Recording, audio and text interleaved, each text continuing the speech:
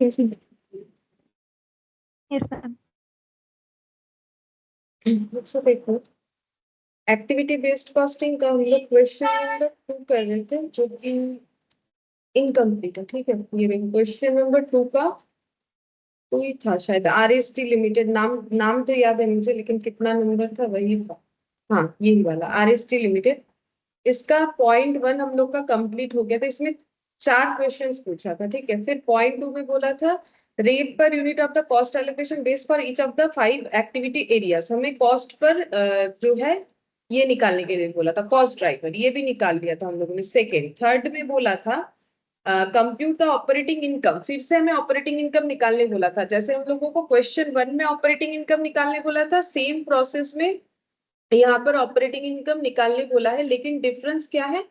Difference ये है कि एक्टिविटी बेस्ड कॉस्टिंग का इंफॉर्मेशन लेना है, ऑपरेटिंग इनकम मतलब पीएल का इनकम। तो हम लोग को सीओजीएस तो वही मिलेगा, रेवेन्यू भी वही मिलेगा, ग्रॉस प्रॉफिट भी वही रहेगा। चेंजेस किधर हो जाएगा? ऑपरेटिंग एक्सपेंसेस में हमारा चेंजेस होगा। ठीक है, ऑपरेटिंग एक्सपेंस या कॉस्ट जो भी बोलो। तो इसलिए ग्रॉस मार्जिन मैंने पॉइंट 1 से ही यहाँ पर लिख दिया था देख देख के। ठीक है, अब यहाँ पर हमें जो लिखना है, यहाँ पहले ऑपरेटिंग जो एक्सपेंस है या कॉस्ट है उसको हम लोग को एक्टिविटी वाइज कैलकुलेट करने के लिए मैंने तुम लोग को बोला था कि इसको इस तरीके से कैलकुलेट कर लेना है। ठीक है,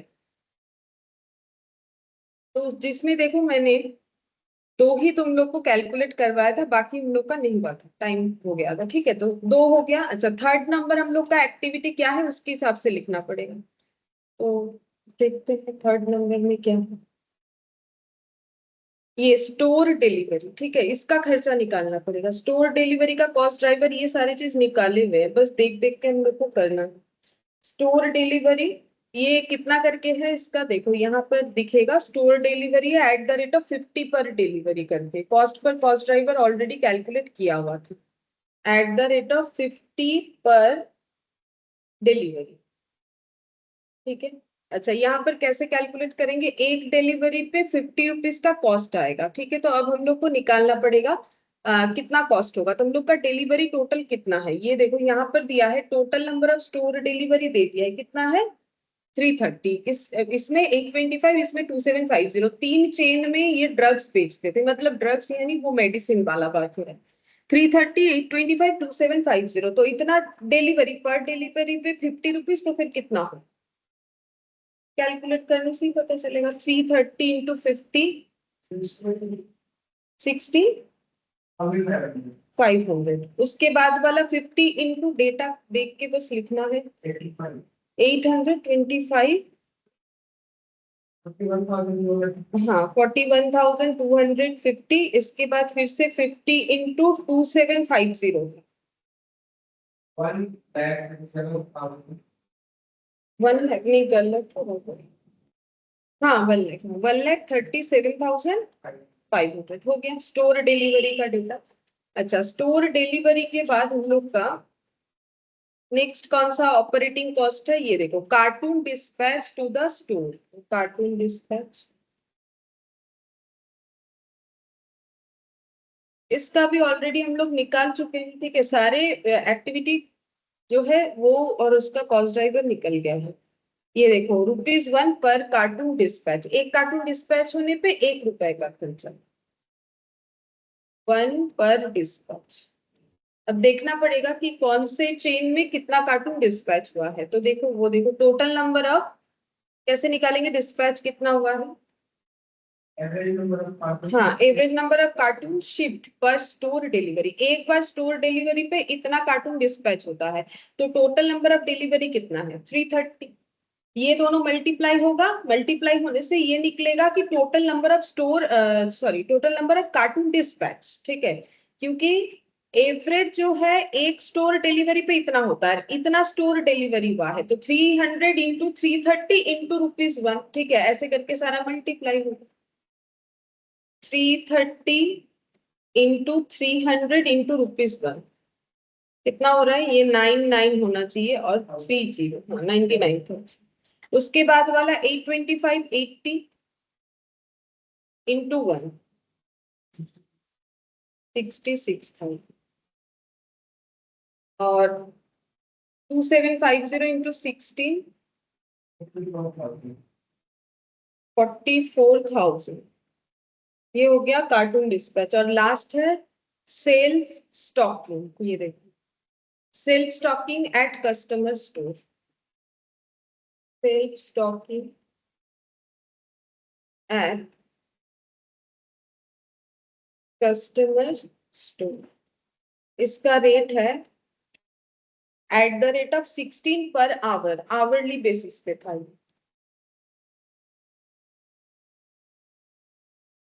at the rate of 16 per our. अब देखते हैं कैसे कैलकुलेशन होगा। तो average number of hours of shelf stocking per store delivery, एक बार स्टोर डिलीवरी करके उसको फिर सेल्फ में सजाने का टाइम लगता है, एवरेज लगता है एक स्टोर डिलीवरी पे 3 आवर्स। टोटल स्टोर डिलीवरी 330, तो टोटल आवर्स कितना होगा, इसके साथ इसका मल्टीप्लाई इनटू अमाउंट लगाएंगे, रेट लगाएंगे, तो पता चल जाएगा कितना खर्चा। 330 इंटू 3, इसका मतलब 330 इंटू 3 इंटू 16 रुपीज करके जितना आएगा उतना 15,840। सेम तरीके से यहाँ पर भी होगा 825 टोटल स्टोर डिलीवरी है। और इसका ये डेटा देखते हैं, 0.6 एक स्टोर के लिए टाइम लगता है। तो टोटल टाइमिंग्स इंटू रेट, ये टोटल टाइमिंग्स इंटू रेट 7920। अच्छा, और यहाँ पर हो गया 2750 इंटू 0.1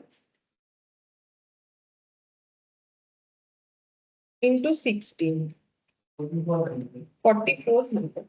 तो ये हम लोगों ने क्या निकाल लिया, एक्टिविटी वाइज ऑपरेटिंग कॉस्ट निकाला। अब ये तो इंडिविजुअली निकाला, इसका टोटल करना है for general supermarket chain, for DC, for CS, ये सबका टोटल करना है। तो यहाँ पर ऐसे टोटल निकालना,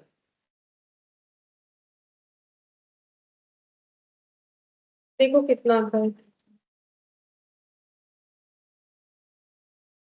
हम लास्ट वाला कर रहे हैं, 1,65,000 प्लस 1,23,750 प्लस 1,37,500 प्लस 1,62,910।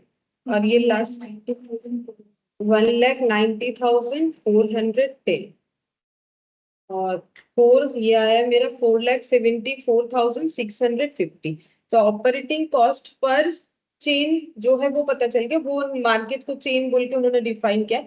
अब एक्टिविटी वाइज जो ऑपरेटिंग कॉस्ट है उसको यहाँ लिख देना है, लिख के ऑपरेटिंग इनकम निकालना है। पहला वाला 1,62,910, उसके बाद वाला 1,90,410, और ये लास्ट वाला आया था मेरा 4,74,650। तो माइनस करने से कितना आएगा, प्लस इसका टोटल हम करते हैं 1,90,410, 1,62,910। तो ये हो रहा है 8,27,907। तो अब इसका आंसर ऑपरेटिंग इनकम 9,43,900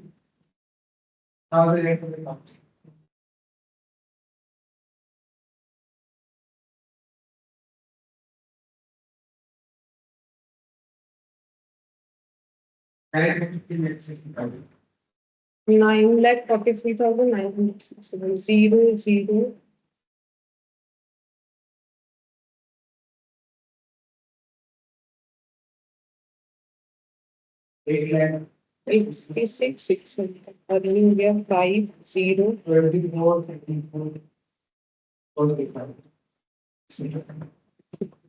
तो ये हमें फाइंड आउट करने बोला था कि ऑपरेटिंग इनकम क्या होगा अकॉर्डिंग टू क्या बोलते हैं उसे, एक्टिविटी बेस्ड कॉस्टिंग। इसके अलावा भी यहाँ पर एक पॉइंट और बोला है, वो भी पढ़ के दिखाते हैं। देखो क्या बोला, पॉइंट नंबर 3 में यहाँ पर बोला है,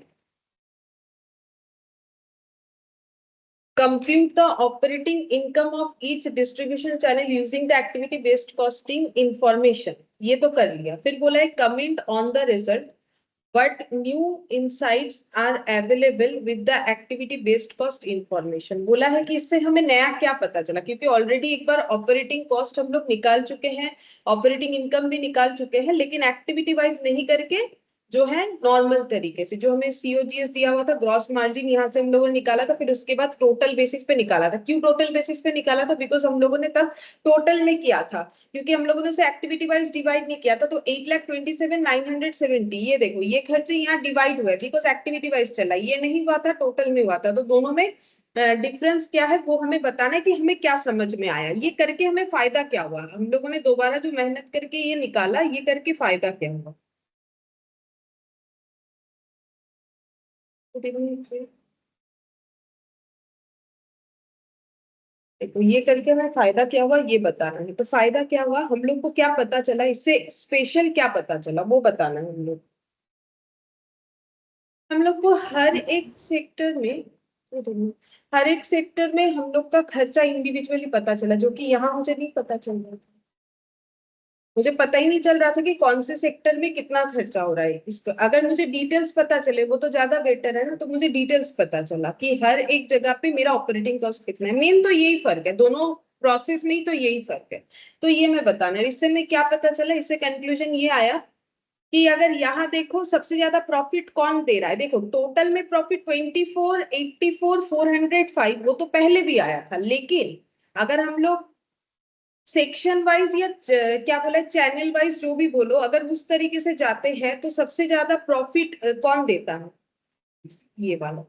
लेकिन सबसे ज्यादा सबसे कम खर्चा कौन करवाता है, ये वाला। ये कितना है, 4,74,650। नहीं ये 4 लाख है ना। ये करवा रहा है 1,62,910। तो ये सारे डिटेल्स हमें लिखने पड़ेंगे कि डिटेल्स में करने से हमें डिटेल्स में पता चलता है कौन ज्यादा प्रॉफिट दे रहा है कौन कम प्रॉफिट दे रहा है। तो इसका आंसर लिखेंगे, द एबीसी इंफॉर्मेशन हाईलाइट्स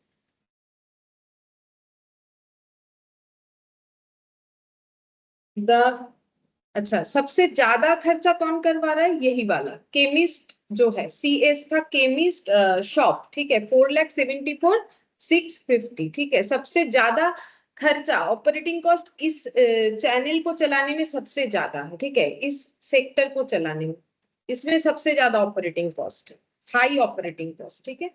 तो highlights that the chemist shop uses a large amount of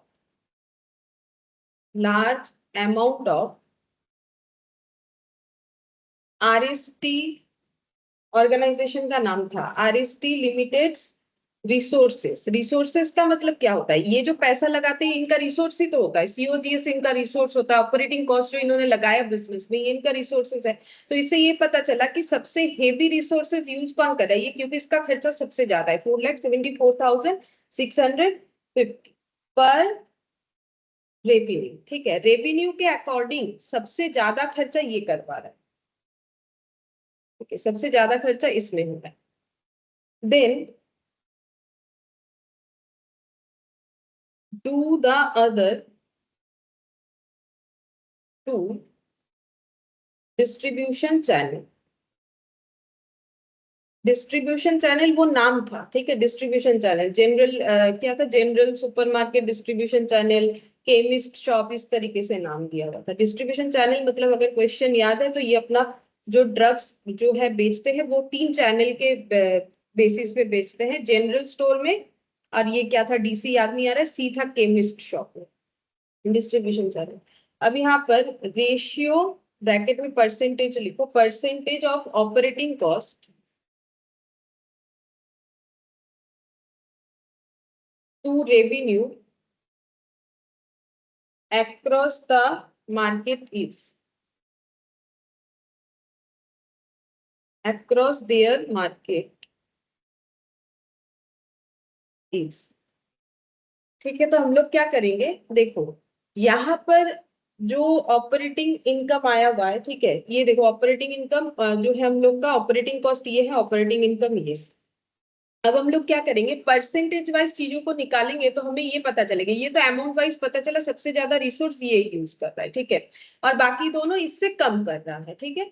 अब हम लोग देखेंगे परसेंटेज वाइज क्या चेंजेस है, जैसे कि देखो जनरल डिस्ट्रीब्यूशन चैनल, ठीक है। इसमें हम लोग का ऑपरेटिंग इनकम कितना आया है, ऑपरेटिंग इनकम आया 6,53,840 और ऑपरेटिंग कॉस्ट कितना है 1,62,910, तो 1,62,910 और इसके अगेंस्ट में ये सेल कितना प्रोवाइड कर रहा है, सेल रेवेन्यू कितना दे रहा है वो हमें दूसरे जगह पे मिलेगा।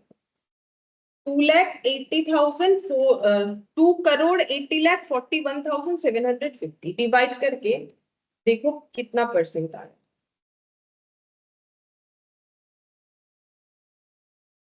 इंटू 100 0.58%,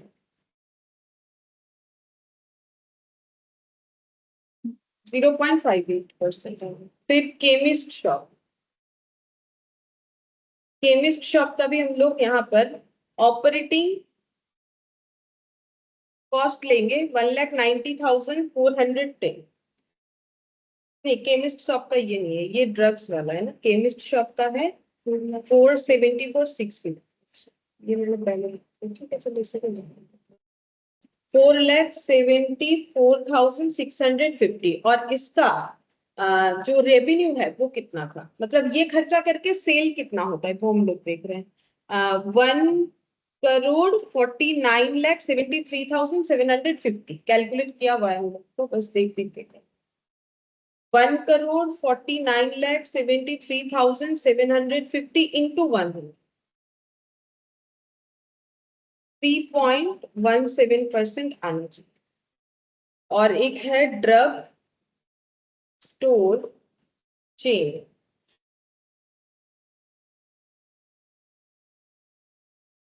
इसमें ऑपरेटिंग कॉस्ट आया हम लोग का ड्रग स्टोर चेन में 1,90,410 और इसमें रेवेन्यू क्या मिलता 2380 to 1875, 2380 to 1875।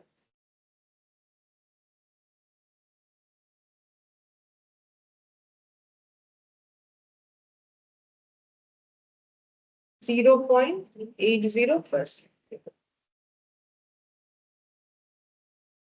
तो ये क्या हुआ ना, परसेंटेज करने से हमें बेसिस पता चल गया। वैसे अगर हम लोग अमाउंट के हिसाब से सिर्फ देखेंगे तो हमें यहाँ पर देखो यहाँ पर सबसे ज्यादा, इसका मतलब बोलो तो सबसे ज्यादा ऑपरेटिंग कॉस्ट कौन कंज्यूम कर रहा है, केमिस्ट शॉप, ठीक है। लेकिन अमाउंट, हाँ अमाउंट में भी वही दिख रहा था, चलो ठीक है। लेकिन हम लोग अगर परसेंटेज में निकालते हैं तो हमें एक्यूरेट आंसर मिलता है, क्योंकि अगर किसी को मिला है 90 आउट ऑफ 100 और किसी को मिला है 49 आउट ऑफ 50, तो अगर ये बेस ही हमें नहीं दिया हुआ है तो हम लोग तो बोलेंगे ये अच्छा है, लेकिन आउट ऑफ कितना उसके ऊपर डिपेंड कर रहा है ना। अगर किसी को 50 में 49 मिला है वो ज्यादा अच्छा है, ना कि 100 में 90 मिलना ज्यादा अच्छा है ना।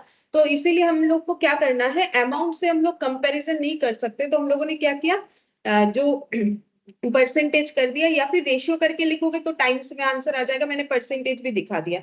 तो यहाँ पर वही लिखा है जो कमिट करने बोला था ना, देखो यहाँ पर बोला था कि what new insights are available with activity cost information. इससे हमें क्या पता चला, इससे सबसे पहला बात है कि हमें इंडिविजुअली सबका ऑपरेटिंग कॉस्ट पता चला, ये तो हमें पहले भी पता था। तो the ABC information highlights the chemist shop uses a large amount of RST. यहाँ देख के लग रहा है कि लार्ज अमाउंट ऑफ जो हम लोग का रिसोर्सेज वो कौन यूज कर रहा है, केमिस्ट शॉप, ठीक है। रेवेन्यू के अकॉर्डिंग, मतलब सेल जितना दे रहा है नहीं दे रहा है उससे ज्यादा, देखो सेल बाकी लोगों का ज्यादा है शायद, इसका कितना है 2,80,00,000, इसका कितना है 1,49,00,000, इसका है 2,38,00,000, ऐसा है। तो बोल रहा है कि रेवेन्यू के अकॉर्डिंग देखा जाए तो सबसे ज्यादा जो है ऑपरेटिंग कॉस्ट ये जो है कंज्यूम कर रहा है, मतलब रिसोर्स सबसे ज्यादा ये यूज कर रहा है बाकी दो डिस्ट्रीब्यूशन चैनल के मुकाबले। और इसको अगर हम लोग परसेंटेज में देखें तो भी हमें पता चलता है, तो सबसे ज्यादा कौन यूज कर रहा है, केमिस्ट। ये अगर हम लोग एक्टिविटी बेस्ड कॉस्टिंग में नहीं जाते तो हमें ये नहीं पता चलता कि कौन सबसे ज्यादा, मतलब कौन से चैनल को चलाने का खर्चा सबसे ज्यादा है अकॉर्डिंग टू रेवेन्यू, ठीक है, एज पर रेवेन्यू, ये हम लोगों ने निकाला। फिर यहाँ पर फोर्थ नंबर में बोला है डिस्क्राइब 4 चैलेंजेस, 4 चैलेंजेस हमें लिख के दिखाना है कि अगर कोई क्या कर रहा है, ऑपरेटिंग कॉस्ट को 5 एक्टिविटी एरिया में डिवाइड कर रहा है, तो उसको क्या क्या चैलेंज फेस करना पड़ेगा उसको डिवाइड करते हुए। अभी हम लोगों ने डिवाइड किया ना, तो हमें क्या क्या चीजों का ध्यान रखना पड़ेगा, यही चीज बोला है। ठीक है, तो ये थियोरेटिकल है, इसमें लिखना पड़ेगा। तो यहाँ पर 4th नंबर का आंसर दिखा था, ये बीच में लेकिन वर्किंग नोट आया हुआ है, क्वेश्चन के बीच बीच में मैंने कर दिया है, लेकिन तुम लोग को एंड में करना चाहिए। ठीक है, तो ये देखो यहाँ पर किया था, यहाँ यहाँ कोई वर्किंग नोट नहीं आया, बस यहाँ पर आ गया है। ठीक है, अभी जगह नहीं है तो हम इधर ही कर रहे हैं। 4th नंबर का आंसर हम लोग को बताना है कि एक्टिविटी वाइज ऑपरेटिंग कॉस्ट को डिवाइड जो हम लोगों ने किया उसमें हमें क्या क्या चैलेंज फेस हुआ। ठीक है, तो सबसे पहले हमें क्या करना है, एप्रोप्रिएट, देखो ये बनाने के लिए हमें सबसे पहले क्या करना पड़ा, इसको प्रिपेयर करने के लिए सबसे पहले हम लोग को क्या चाहिए था, कॉस्ट ड्राइवर। तो हमें एप्रोप्रिएट कॉस्ट ड्राइवर चूज करना था। फिर उस कॉस्ट ड्राइवर से हम लोग को क्या निकालना था, उसके लिए फिर कैलकुलेशंस करके हमें क्या निकालना पड़ा, operating cost per activity wise. तो सबसे पहले कॉस्ट ड्राइवर सही चूज करना चाहिए, तो लिखना है choosing N appropriate cost driver for each activity, for each activity area. ये कोई भी क्वेश्चन के लिए हम लोग आंसर लिख सकते हैं। अगर किसी भी क्वेश्चन में पूछे कि अगर एक्टिविटी हम लोग डिसाइड कर रहे हैं तो हमें क्या क्या चैलेंज फेस करना पड़ता है, तो ये कॉमन पॉइंट है, किसी भी क्वेश्चन के लिए लिख सकते हैं। यहाँ वैसे हमें कॉस्ट ड्राइवर खुद बता दिया था क्वेश्चन। ठीक है, यहाँ हमें ज्यादा मेहनत नहीं करना पड़ा, देखो बता दिया था, ये देखो ना यहाँ पर कैसे एलोकेट करना है बता दिया था, लाइन आइटम अकॉर्डिंग, ये थोड़ा थोड़ा हमें हिंट्स दे ही दिया था। ठीक है, फिर भी अगर हम लोग को मतलब प्रैक्टिकली अगर देखें तो हमें कॉस्ट ड्राइवर बहुत ही सावधानी से चूज करना चाहिए। फिर हमें जो है यहाँ पर लिखो, developing a reliable data base, database for the chosen cost driver. जो कॉस्ट ड्राइवर हम लोगों ने चूज किया है उसके अगेंस्ट में जो डेटा हमें चाहिए होता है, वो भी हमें बहुत ही केयरफुली जो है, या फिर रिलायबल डेटा हमें कलेक्ट करना चाहिए, या फिर केयरफुली डेटा कलेक्ट करना चाहिए, जो लिखना चाहो लिख सकते हो।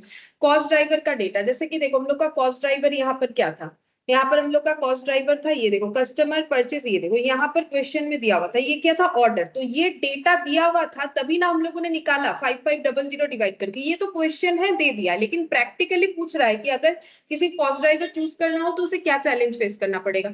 तो वो अगर समझ भी जाता है कि नंबर ऑफ ऑर्डर में होना चाहिए मेरा कॉस्ट ड्राइवर, तो वो ऑर्डर का क्वांटिटी को कैलकुलेट, मतलब ये 5500 रिलायबल हो, कोई एस्टिमेटेड वगैरह ना हो। ठीक है, जितना हो सके रिलायबल हो डेटा उतना हमारे लिए अच्छा है।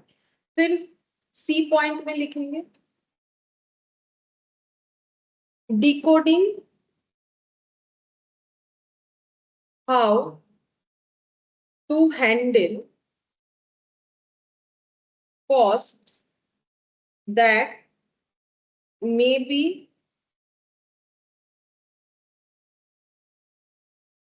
Common across several activities।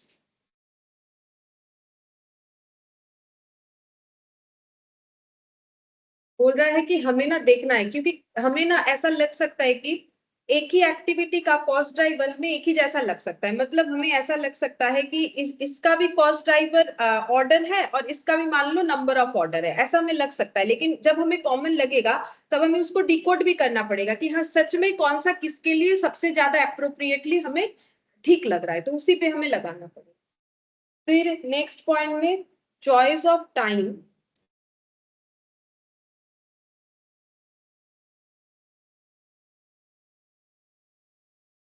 To compute cost, choice of time period to compute cost rates per cost driver।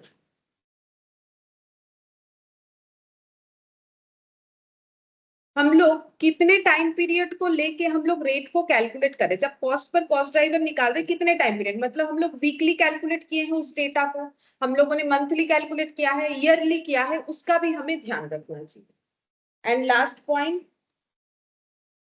Behavioural factor.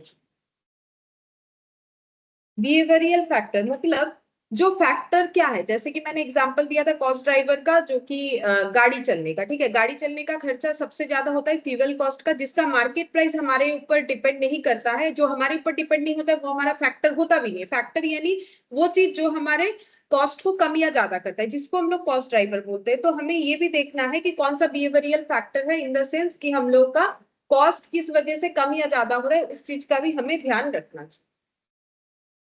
4 point बोला था हम लोगों ने, शायद 5 पॉइंट लिखा है, ठीक है, जो याद रहेगा तुम लोग लिख सकते हैं। इसके बाद नेक्स्ट क्वेश्चन में जाते हैं। ये हम लोग का होमवर्क वाला क्वेश्चन कंप्लीट हुआ। अभी जाके थर्ड नंबर देखते हैं क्या बोला है। Family store wants information about the profitability of individual product line soft drink, fresh produce and packaged food. तो फैमिली स्टोर बोल के कोई एक ऑर्गेनाइजेशन है जिनका 3 तरीके का प्रोडक्ट है, soft drink, fresh produce, packaged food. Family store provides the following data for the current year for each product line. Family store जो है उन्होंने करेंट ईयर, तो देखो इन्होंने अपना पीरियड कैसे रखा है, ईयरली। ये जो एक्टिविटी निकाल रहे हैं ईयरली, अभी जो मैंने बोला ना कि हमें पीरियड चूज करना है, तो ये यही चीज जो है पढ़ने से ही रिलेट हो जाएगा। तो यहाँ पर बोला है क्या दिया है हर एक प्रोडक्ट लाइन का। तो सॉफ्ट ड्रिंक का रेवेन्यू, रेवेन्यू का मतलब सेल होता है, कॉस्ट ऑफ गुड्स सोल्ड का मतलब जो है ट्रेडिंग में जो डायरेक्ट एक्सपेंसेस है वो सारा, ठीक है। तो ये रेवेन्यू दे दिया, ये cost of goods sold, cost of bottles return. तो बोल रहा है कि जो ये सॉफ्ट ड्रिंक जो है वो बॉटल्स में जो है यूज हो रहा है, तो इसका जो खर्चा है वो बताया, कॉस्ट ऑफ बॉटल्स रिटर्न। अच्छा, ये बॉटल यूज नहीं होता है, इसमें 0 प्राइस लगा दिया। Number of purchase order placed, अब ये सब रुपीज में नहीं है, यहाँ से लेके यहाँ तक डेटा जो है हमारा रुपीज में नहीं है, क्योंकि वो यहाँ पढ़ के ही समझ में आएगा, कोई हमें बोलेगा नहीं, हमें खुद से पढ़ के समझना पड़ेगा। Number of purchase order place दिया हुआ है, तो ये क्या है, ये number of order for soft drink, fresh produce, packaged food, ये 3 प्रोडक्ट का नाम है।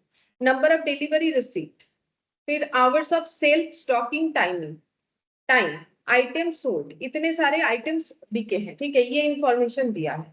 तो अभी तक हमें क्या इंफॉर्मेशन मिला, तीनों प्रोडक्ट का सेल वैल्यू, तीनों प्रोडक्ट का सीओजीएस, तीनों प्रोडक्ट में एक और कॉस्ट मिला जो कि बॉटल रिटर्न कॉस्ट था, और कितने डिलीवरी हुए, कितने परचेस ऑर्डर प्लेस किया है, कितना आवर्स लगा है सेल्फ स्टॉकिंग करने में, और आइटम सोल्ड कितना सारा है। फिर उसके बाद कुछ और डेटा दिया है, क्या दिया है, सीधा सीधा हमें एक्टिविटीज बता दिया है इनका, कि इनका क्या क्या एक्टिविटी है, बॉटल रिटर्न और 3।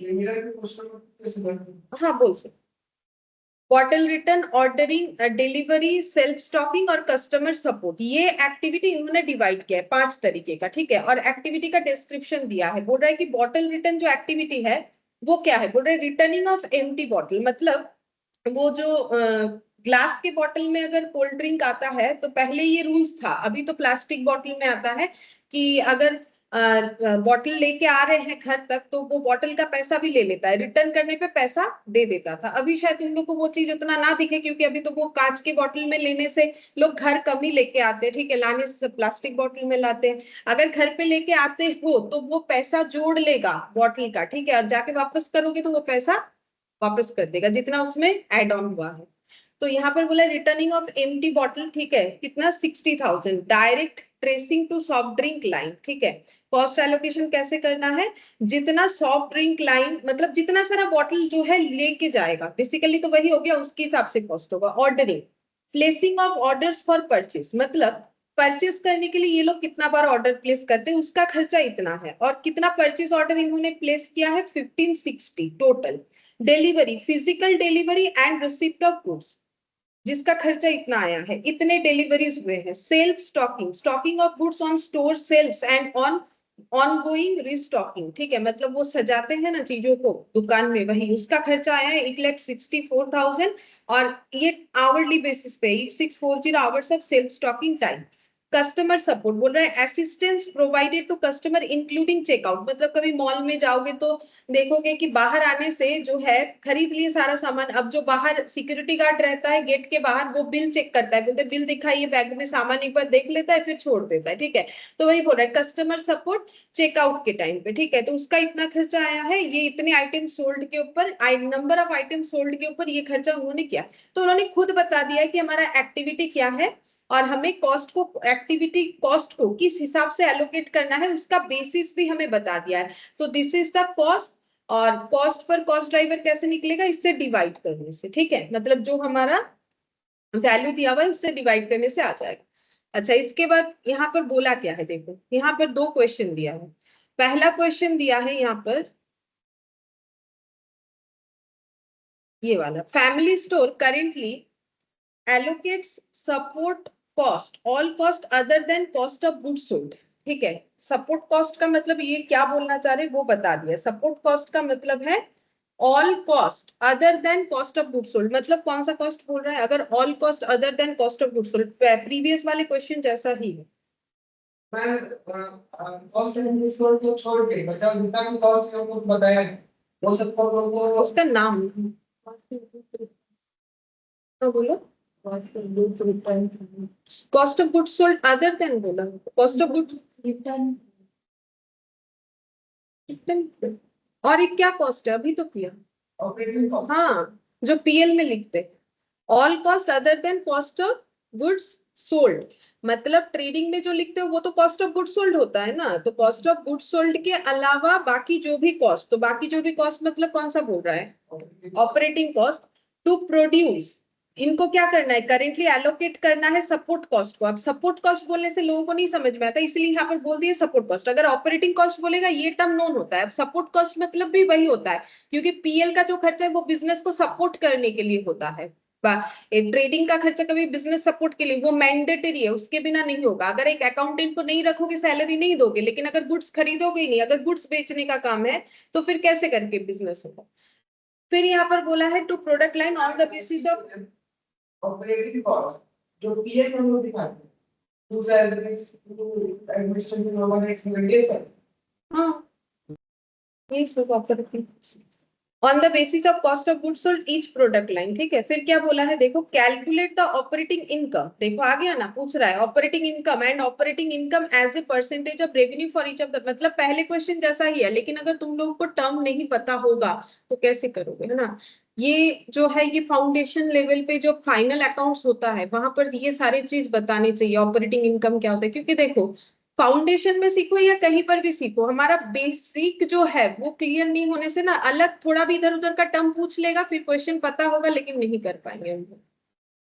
टर्म सारा पता होना चाहिए, ऑपरेटिंग कॉस्ट क्या होता है, नो ऑपरेटिंग, इन ऑपरेटिंग का भी दो, ऑपरेटिंग नॉन ऑपरेटिंग दो चीज होता है। अभी हम कैश फ्लो करवाएंगे, तुम लोग का बाईबैक खत्म हो जाएगा, वहां तो ये सारे चीज ही रहेंगे, operating non operating, recurring non recurring, वहां रेकरिंग नॉन रेकरिंग नहीं रहेगा, लेकिन ये सब पॉइंट भी तो होता है।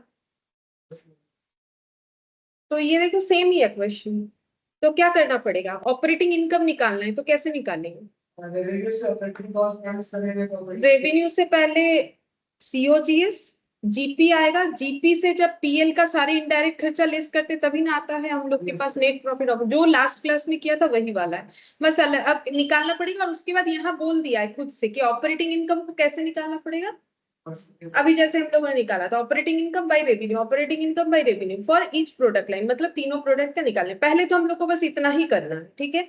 अच्छा, इतना करने के लिए हमें चाहिए क्या, हमें चाहिए सबसे पहले रेवेन्यू हर एक प्रोडक्ट का, लेस क्या चाहिए, सीओजीएस। ये दोनों चीज अगर देखो तो क्वेश्चन में हमें इंडिविजुअली क्या है गिवन है। इसके बाद क्या आता है जीपी, ये लास्ट क्लास में ही किया था, क्योंकि सेल से सीओजीएस लेस करने से जीपी आता है। फिर यहाँ से क्या लेस करोगे, ऑपरेटिंग कॉस्ट या एक्सपेंस, तो क्या आ जाएगा इनकम, ठीक है। और ऑपरेटिंग कॉस्ट को हमें कैसे निकालना है, प्रोडक्ट वाइज, ये सब तो प्रोडक्ट वाइज गिवन है, लेकिन ऑपरेटिंग कॉस्ट तो मुझे गिवन नहीं है इंडिविजुअली प्रोडक्ट वाइज, तो उसको हम लोग कैसे निकालेंगे, एक्टिविटी बेस्ड कॉस्टिंग का यूज करके, क्योंकि हमें तो यहाँ पर बोला नहीं कि बिना एक्टिविटी करके निकालो फिर एक्टिविटी करके निकालो, ऐसा हमें बोला नहीं है, तो हम लोग एक्टिविटी अच्छा यहाँ नीचे बोला है, चलो देखो फिर से बोला, in family store allocate support cost, फिर से देखो सेम क्वेश्चन है, all cost other than cost of goods sold, यहाँ से लेके यहाँ तक एक ही है, to product line on the basis of cost of goods sold of each product line, यहाँ पर बोला है यूजिंग एक्टिविटी। अच्छा, पहला वाला हमें बिना एक्टिविटी बेस्ड कॉस्टिंग यूज किए निकालना है, मतलब टोटल में निकालना है, और ये वाला एक्टिविटी, फिर दोनों का ही हमें सेम तरीके से परसेंटेज निकाल के देना है, तो कर आसान है। पहला वाला तो जल्दी हो जाएगा क्योंकि उसमें तो तुम लोग को टोटल वाइज निकाल देना है, तो निकालो, कैसे लिखोगे लिखो।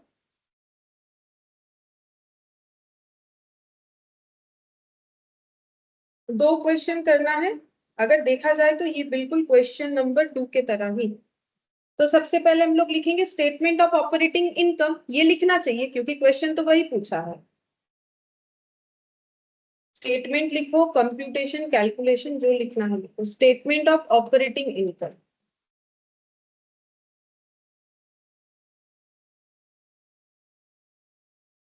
ऑपरेटिंग इनकम, अब हम लोग का 3 प्रोडक्ट था, ठीक है, तो यहाँ पर पर्टिकुलर्स और तीनों प्रोडक्ट का नाम जो है वो लिख देना है लाइन बाय लाइन। तो एक था सॉफ्ट ड्रिंक, पहला वाला। उसके बाद है, हाँ, फ्रेश प्रोड्यूस। और आखिरी वाला था पैकेज, पैक्ड फूड या पैकेज फूड, कुछ ऐसा था, लिख दो पैकेज्ड फूड। अच्छा, और इधर टोटल बनाओ, क्योंकि इसमें टोटल बनाना मैंडेटरी है, क्योंकि इसमें हम लोग ऑपरेटिंग जो हम लोग का कॉस्ट है उसको शायद अलग अलग आइडेंटिफाई नहीं कर पाएंगे। अब सबसे पहले क्या लिखना है, रेवेन्यू। रेवेन्यू मतलब सेल होता है, रेवेन्यू हमें क्वेश्चन में गिवन है, देख देख के लिखना है। 39, 67, 500, 39, 67, 500, 1 करोड़, 503,000, ये है, बड़ा बड़ा डेटा है। 1 करोड़, ये 60, 49, 500, 60, 49, 500। अब ये सबका टोटल लिखना पड़ेगा, कितना आएगा? 10503, 2052 आएगा। 2,05,20,000। ऐसे। फिर यहाँ से लेस क्या करेंगे, सबसे पहले सीओजीएस, ये भी हम लोग को क्वेश्चन में दिया हुआ है, देख देख के लिखना है बस। सीओजीएस 30, 75, 45, 30 लाख, 75 और 45 लाख। अच्छा, ये सबका टोटल कितना होता है? 30 और 45, 75, 75 का डबल 1,50,00,000 होगा। अच्छा, ये माइनस करने से आ जाएगा ग्रॉस प्रॉफिट। माइनस करके देखते हैं कितना आता है। 967,500, पहला वाला तो ओरली हो गया। अब इसका देखते हैं, 1 2 3 4 5 0, 1 2 3 4 5, मतलब 0 3 0 0 0। और बाकी इधर ये भी 0 हो जाएगा, ये 3 हो जाएगा, इतना आ रहा है। 3,003, उसके बाद 3 0 ऐसे आ रहा है। Yes, madam. अच्छा, उसके बाद ये 500 आ रहा है, दिख रहा है मुझे। ये 9 और 4, 9 ये दोनों आ जाएगा 49, और इधर हो जाएगा 15 शायद, 15,49,500। और ये टोटल वाला कितना आ रहा है? 55,20,000। 55,20,000, ठीक है। अच्छा, अब हम लोग को यहाँ पर लेस क्या करना है, ऑपरेटिंग कॉस्ट। अब देखते हैं ये कैसे लेस होगा, क्योंकि हम लोग को तो ऑपरेटिंग इनकम चाहिए, तो ऑपरेटिंग कॉस्ट लेस होगा तभी ना जाके हमें क्या मिलेगा, ऑपरेटिंग इनकम, ठीक है। अच्छा, अब प्रीवियस वाले क्वेश्चन में हम लोगों ने टोटल पे निकाला था, ये देखो प्रीवियस वाले क्वेश्चन में कैसे निकाला था, देखो हम दिखाते हैं। टोटल ग्रॉस प्रॉफिट, उससे और टोटल ऑपरेटिंग इनकम लेस किया था। लेकिन क्या इस क्वेश्चन में हमें कहीं पर भी टोटल ऑपरेटिंग इनकम दिया हुआ था? चेक करके देखो, कहीं नहीं दिया हुआ था, ठीक है। पहला हमें सीओजीएस बताया, ठीक है, यहाँ एक खर्चा रुपीज में बताया, बाकी सब तो मुझे अगर निकालेंगे तो एक्टिविटी वाइज निकल जाएगा, लेकिन मुझे तो बोला नहीं है कि पहले क्वेश्चन को एक्टिविटी वाइज करो, तो फिर हम ऑपरेटिंग इनकम निकाले कैसे? मुझे ऑपरेटिंग एक्सपेंस कॉस्ट पहले निकालेंगे तभी ना इनकम निकलेगा, तो ऑपरेटिंग कॉस्ट को कैसे निकालोगे? ये तो रेवेन्यू है, लिख डाला, ये सीओजीएस है, इसका भी काम हो गया, बचा ये इंफॉर्मेशन। अगर तुम लोग इसके बेसिस पे बोलोगे हम लोग मतलब कॉस्ट ड्राइवर निकाल के कर लेंगे, तो फिर वो तो एक्टिविटी वाइज हुआ, वो तो बिना एक्टिविटी वाइज हुआ नहीं। तो अब करना क्या है, ताकि हमें ऑपरेटिंग कॉस्ट मिले जो लिख के हम लोग ऑपरेटिंग इनकम निकाल सके। तो फिर से एक बार क्वेश्चन में देखो क्या बोला है, calculate the operating income and operating income as a percentage of revenue for each product line. मतलब ऑपरेटिंग इनकम हमें कौन से बेसिस पे कैलकुलेट करने बोला है? परसेंटेज ऑफ रेवेन्यू बेसिस पे, ठीक है। अच्छा, तो यहाँ पर हम लोग ऑपरेटिंग कॉस्ट को फिर कैसे निकालेंगे? यहाँ पर देखो, टोटल कर सकते हैं, टोटल करो, ऑपरेटिंग कॉस्ट कितना कितना होगा, यहाँ से देखते हैं, जो भी मिल रहा है उसका ही टोटल करेंगे। बोलो ऑपरेटिंग कॉस्ट कितना कितना? then 60,000 or 7 lakh. हाँ, ये सब देखो, ये दिया हुआ है ना, इसका टोटल करो तो क्या मिल जाएगा? ऑपरेटिंग कॉस्ट लिखो। इसका वर्किंग बनाना पड़ेगा, अभी तो लिख लो, लेकिन यहाँ पर बनाना पड़ेगा, हम दिखा देते हैं, कैलकुलेट करना। ऑपरेटिंग कॉस्ट, वहां टोटल हमें दिया हुआ था क्वेश्चन में डायरेक्टली, तो नहीं करना पड़ा। प्रीवियस वाले क्वेश्चन में ये जो टोटल अमाउंट है ना, ये टोटल करके दे दिया था 827,970, तो हम लोग को मेहनत नहीं करना पड़ा। यहाँ पर एक एक्स्ट्रा मेहनत करना पड़ रहा है क्योंकि यहाँ दिया हुआ नहीं है। सबसे पहले आ जाएगा बॉटल्स रिटर्न 60,000, फिर उसके बाद नेक्स्ट खर्चा है देखो, ऑर्डरिंग, डिलीवरी, सेल्फ स्टॉकिंग, ऐसे लिखते जाओ, ऑर्डरिंग, फिर उसके बाद वाला है डिलीवरी, फिर उसके बाद वाला है सेल्फ स्टॉकिंग, और आखिरी वाला है कस्टमर सपोर्ट। और सारे अमाउंट हमें गिवन है, देख देख के बस लिख लेना। 7,80,000, 12,60,000, उसके बाद वाला 7,80,000, उसके बाद वाला 12,60,000, उसके बाद 864 और 1536, 8,64,000 और 15,36। टोटल करके देखो आ जाएगा ऑपरेटिंग कॉस्ट या फिर सपोर्ट कॉस्ट 45 है। सपोर्ट कॉस्ट इनके हिसाब से जो इन्होंने नाम दे रखा है, या फिर हम लोग जो बोलते हैं इसको ऑपरेटिंग कॉस्ट, ठीक है। अब इसको हमें कैसे निकालना है? Percentage of revenue. तो हम लोग एक बार ये निकाल सकते हैं कि total percentage of operating cost कितना है एज पर रेवेन्यू, तो निकालो percentage of operating cost on base of revenue. Question में बोला था ना on the basis of revenue, तो ये जो हम लोग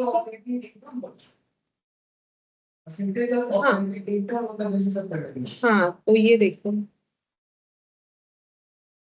ऑपरेटिंग इनकम बोला है, ठीक है, तो ऑपरेटिंग इनकम रेवेन्यू के बेसिस पे कितना है ये बोला है, हम लोग इसको निकालते हैं, ये भी चलेगा। ऑपरेटिंग कॉस्ट हम लोग रेवेन्यू, मतलब हम लोग ये पता करना चाह रहे हैं कि जितना सेल किया उसके अगेंस्ट पे कितना परसेंटेज हुआ, बस 45 लाख को हम परसेंटेज में निकालना चाह रहे हैं और कुछ नहीं। जैसे अगर ये सीओजीएस देखोगे तो ये इतने सेल्स के अगेंस्ट में 30 लाख हुआ है, ठीक है, इसका परसेंटेज निकालना है तो 30 lakh divided by sales amount, यहाँ टोटल सेल्स लिखना पड़ेगा, बोलो कितना आ रहा है?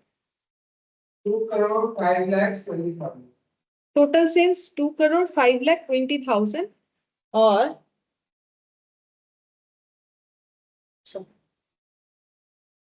एक सेकंड, इसको on the basis of revenue नहीं करके इसको on the basis of COGS करो, एक बार सीओजीएस निकालो, रेवेन्यू नहीं करना है, सॉरी सीओजीएस 1,50,00,000 है, निकालो कितना है?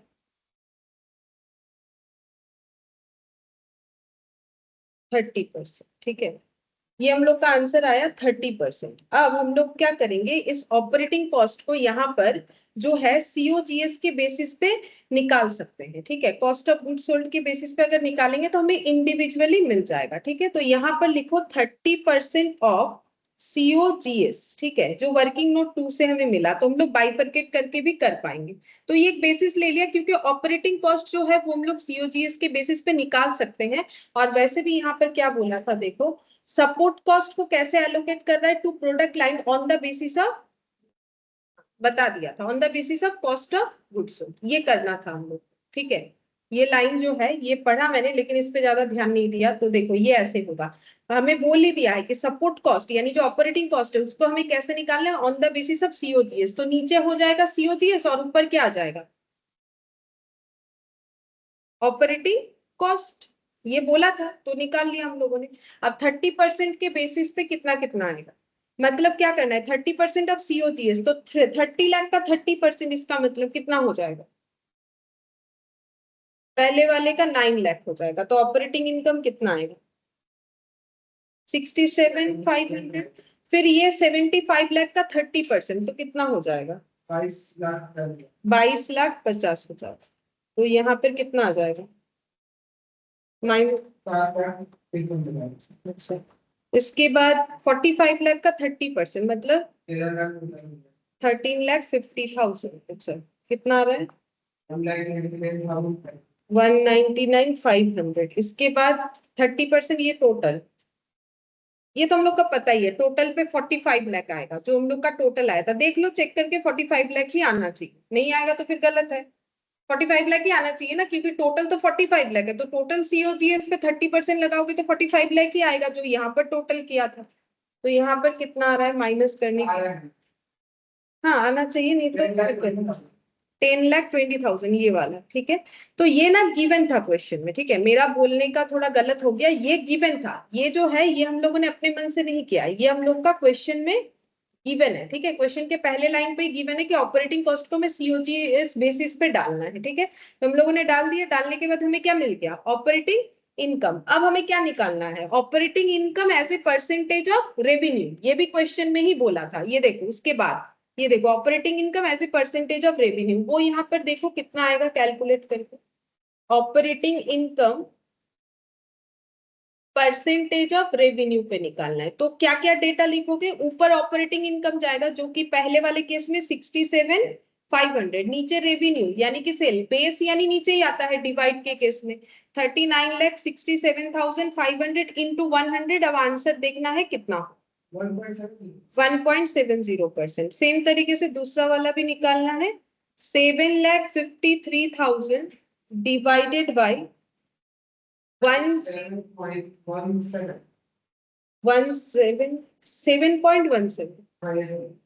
7.17 होगा ये वाला परसेंटेज में, 7.17। और इसका कैलकुलेट करेंगे तो 1,99,500 होल डिवाइडेड बाई 60,49,500 इंटू 100,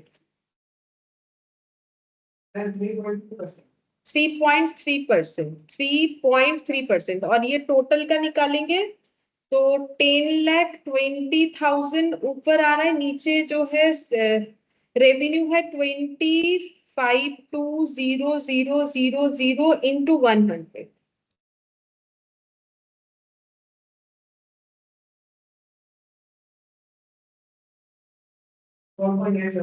4.97%, ठीक है। तो जैसा क्वेश्चन में बोला है वैसा ही करना पड़ेगा। मेरा वहां पर बोलने का थोड़ा गलत हुआ, उस तरीके से सही नहीं था बोलना। ये जो है अपने मन से नहीं कर रहे, ये बता दिया है कि हमें सीओजीएस को, मतलब ये बताने का कारण क्या है कि हम लोग जब डिवाइड करेंगे तो हम लोग 45 लाख लिख के ओवरऑल सिर्फ नहीं निकालेंगे, हमें इंडिविजुअली निकालने के लिए एक बेसिस दे दिया गया है, जो कि प्रीवियस वाले क्वेश्चन में नहीं था, ठीक है।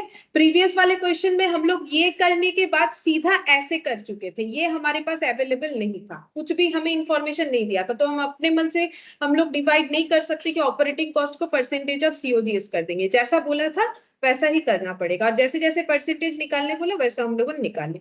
ये सब तो गिवन ही था, जीपी निकल गया। ऑपरेटिंग कॉस्ट हम लोगों ने पहले टोटल निकाला, फिर टोटल को कौन सी बेसिस पे डिवाइड करना है क्वेश्चन बताया, निकाल लिया, फिर माइनस किया तो ऑपरेटिंग इनकम निकल गया, फिर परसेंटेज भी निकाल लिया। कंप्लीट पहला पार्ट। फिर दूसरे वाले में बोला है सेम तरीके से ही हमें बोला है कि सपोर्ट कॉस्ट को निकालो, लेकिन इस बार कैसे निकालने बोला है? To product line using and activity costing system. मतलब सबसे पहले क्या निकालना पड़ेगा? एक्टिविटी कॉस्ट जो है, तो वो तो एक्टिविटी कॉस्ट तो हमें दे दिया है, हमें क्या निकालना है? कॉस्ट पर कॉस्ट ड्राइवर, ताकि पर एक्टिविटी पे उसको अप्लाई कर सके। मतलब ये सारे एक्टिविटी का हम लोग को क्या निकालना पड़ेगा? कॉस्ट पर कॉस्ट ड्राइवर, ये सबसे पहले निकालना पड़ेगा, ठीक है। तो चलो ये सबसे पहले निकालते हैं कॉस्ट पर कॉस्ट ड्राइवर, तो वो भी हमारे वर्किंग नोट का पार्ट हो जाएगा, तो हम यहाँ पर बना लेते हैं इसको। चलो वर्किंग नोट नंबर 2 कर दो, ठीक है। Cost per cost driver for each activity.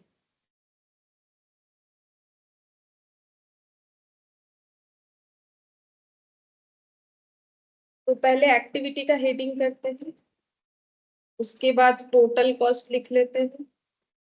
और क्या लिखना पड़ता है? एक्टिविटी पता होना चाहिए, उसके अगेंस्ट का कॉस्ट, और क्या होगा? कॉस्ट को कैसे एलोकेट करेंगे, कॉस्ट एलोकेशन, और उसके बाद कॉस्ट पर कॉस्ट ड्राइवर निकल जाएगा, कॉस्ट पर कॉस्ट ड्राइवर।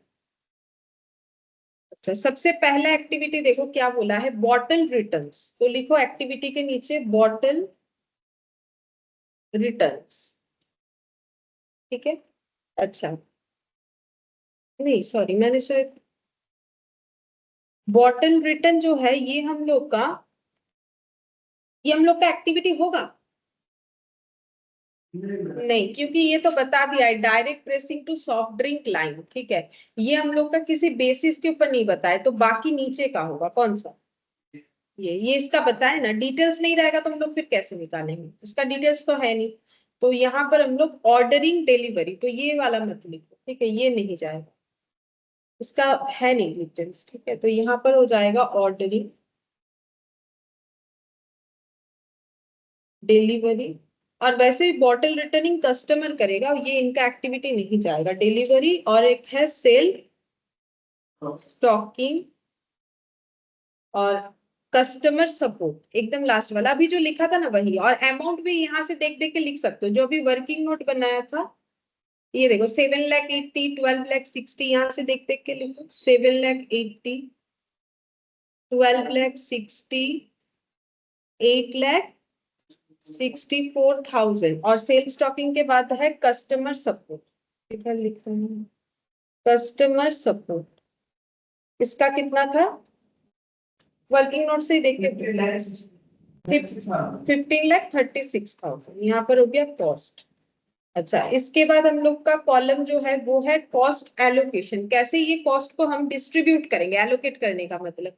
तो बोला है 1560 परचेज ऑर्डर के अगेंस्ट में, तो 1560 परचेज ऑर्डर, ठीक है। तो कॉस्ट पर कॉस्ट ड्राइवर निकालते हैं, तो कॉस्ट हो गया 7,80,000 और कॉस्ट ड्राइवर हो गया है 1560। ये डिवाइड करो, डिवाइड करने से कितना आंसर आ रहा है, हाँ ₹500 हो गया कॉस्ट पर परचेज ऑर्डर, ऐसे करके निकालना। इसके बाद वाला भी हमें गिवन होगा क्वेश्चन में। इसके बाद है 3,150 डिलीवरीज, 3,150 डिलीवरीज। तो इसका कॉस्ट पर कॉस्ट ड्राइवर कैसे निकालेंगे, कॉस्ट है 12,60,000 डिवाइडेड बाई 3,150, तो जितना भी आएगा रुपीज उतना पर डिलीवरी, कितना आ रहा है देखो 400, तो 400 हो जाएगा। नेक्स्ट हो जाएगा ये वाला, किसके बेसिस पे है, 8640 आवर्स, 8640 मैंने सिर्फ आवर्स लिखा है और डिटेल्स वहां दिया है और मैंने नहीं लिखा, उतना जगह नहीं बनेगा। तो 8640, तो यहाँ पर टोटल 8,64,000 डिवाइडेड बाई 8640, मतलब 100 होगा क्या, 100 होगा 8, ये ना मैंने 4,6 लिख दिया, ये 6 होगा, ये 6, हाँ। तो ये हो जाएगा ₹100 पर, क्या हो जाएगा आवर्स, पर आवर्स। और ये कस्टमर सपोर्ट जो है इसका है हम लोग का 15,36,000 आइटम सोल्ड, 15,36,000 आइटम सोल्ड। तो कॉस्ट पर कॉस्ट ड्राइवर हो जाएगा पर आइटम सोल्ड, ठीक है। तो ₹1 करके हो रहा है शायद, 15,36,000 डिवाइडेड बाय 15,36,000 आइटम सोल्ड, तो ₹1 पर आइटम सोल्ड, ये हम लोग का हो गया कॉस्ट ड्राइवर, ठीक है। अच्छा, अब हम लोग क्या कर सकते हैं, क्योंकि कॉस्ट ड्राइवर पता चल गया, अब हम लोग एक्टिविटी वाइज जो है ऑपरेटिंग कॉस्ट को निकाल लेंगे, ठीक है। अच्छा, ऑपरेटिंग कॉस्ट को निकाल लेंगे और उसके बाद हम लोग इसका कैलकुलेशन कर लेंगे ऑपरेटिंग इनकम का। तो सेकंड वाला क्वेश्चन में हमें फाइंड आउट करना है स्टेटमेंट ऑफ ऑपरेटिंग इनकम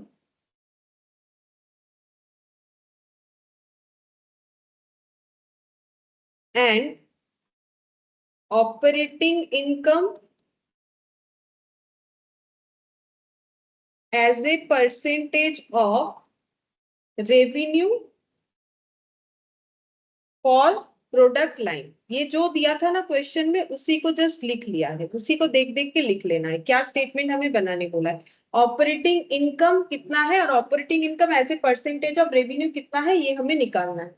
अच्छा, सबसे पहले हम लोग यहाँ पर जीपी हम लोग का क्या आएगा, सेम ही आएगा, ठीक है। यहाँ से जीपी ले सकते हो या फिर दोबारा लिख सकते हो। तो हम एक काम कर रहे, दोबारा नहीं लिख रहे, तुम लोग एग्जाम में करोगे तो 2 बार लिख देना, कोई प्रॉब्लम नहीं, हम यहाँ पर डायरेक्टली जीपी लिखते हैं, ठीक है।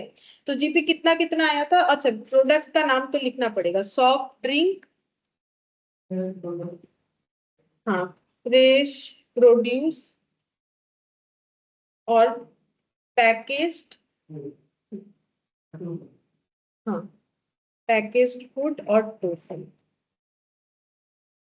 सर पहला जीपी कितना आ रखा है, 9,67,500। तुम लोग एग्जाम में फिर से एक बार बना सकते हो, यहाँ पर रेवेन्यू और ये करके, यहाँ पर हो जाएगा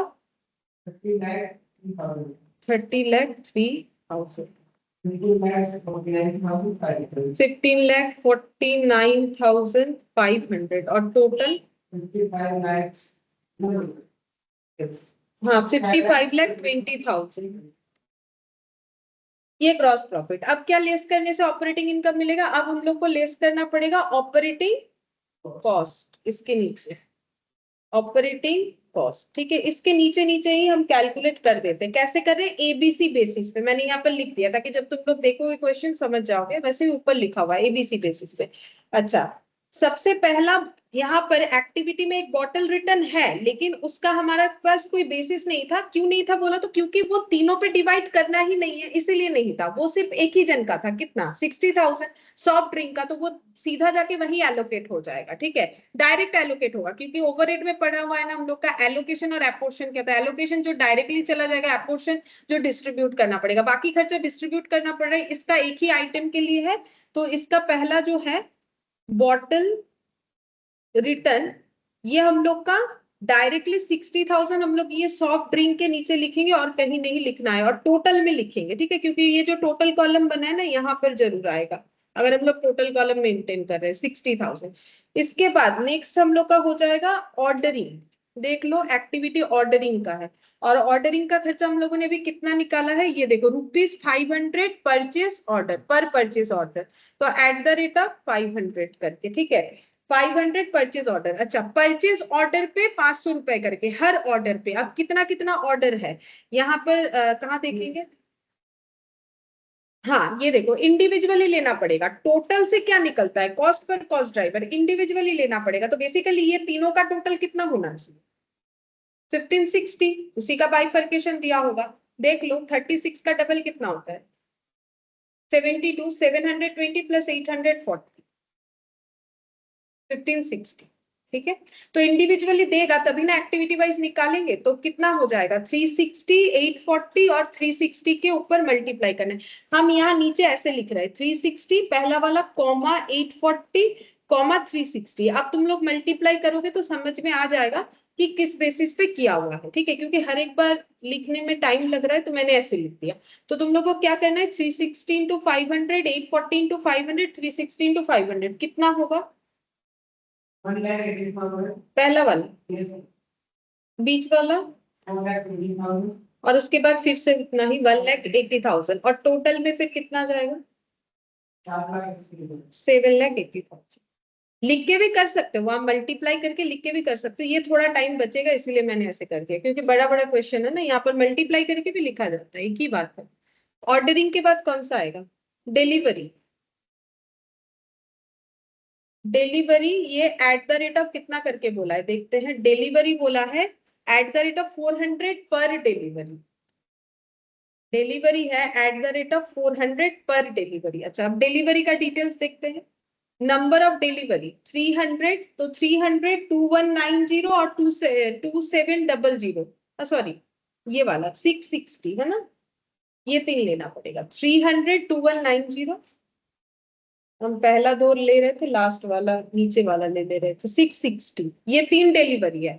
अब मल्टीप्लाई करना पड़ेगा हम लोग को कितने से, 400 से, तो 400 इंटू 300 कितना होता है,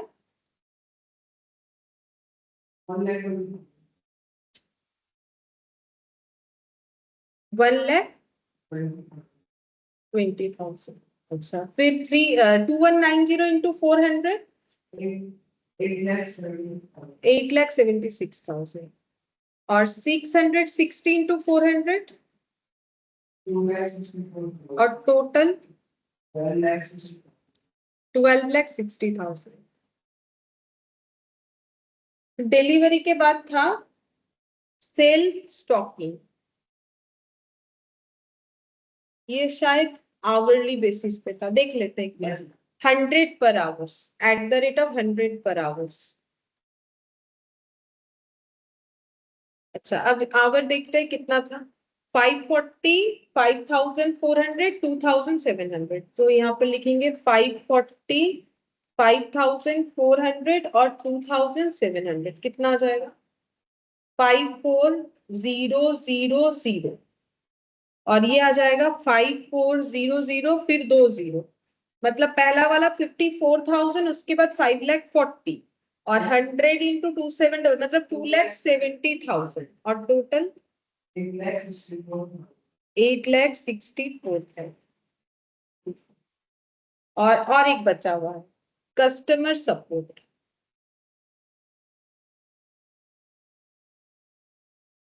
कस्टमर सपोर्ट मेरा यहाँ लिखा हुआ है, कितना करके है? ₹1 पर आइटम सोल्ड, @1 पर आइटम सोल्ड।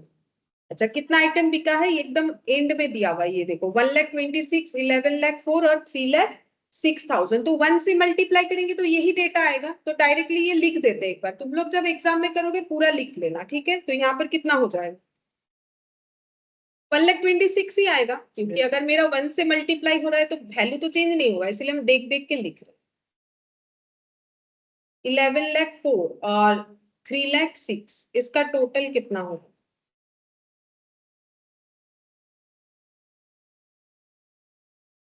एग्जाम में ऐसा एक अगर क्वेश्चन आ गया, जो कि आएगा, तो फिर कितना स्पीड चाहिए हाथ में, तब जाके कैलकुलेट कर पाओगे। 1,26,000 ऊपर से इतना बड़ा बड़ा कैलकुलेशन। 15,36,000 हुआ कंप्लीट। अब ये सबका टोटल भी करना पड़ेगा पहले, तब तो आएगा ऑपरेटिंग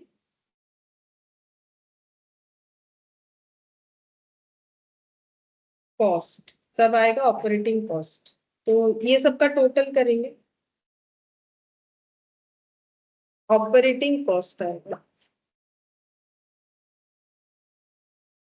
पहला वाला टोटल 5,40,000, सही है।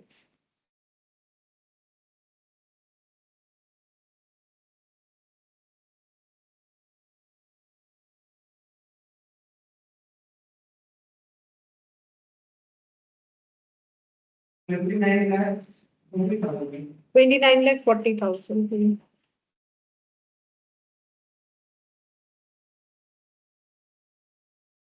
180, 264, 270, 3,06,000।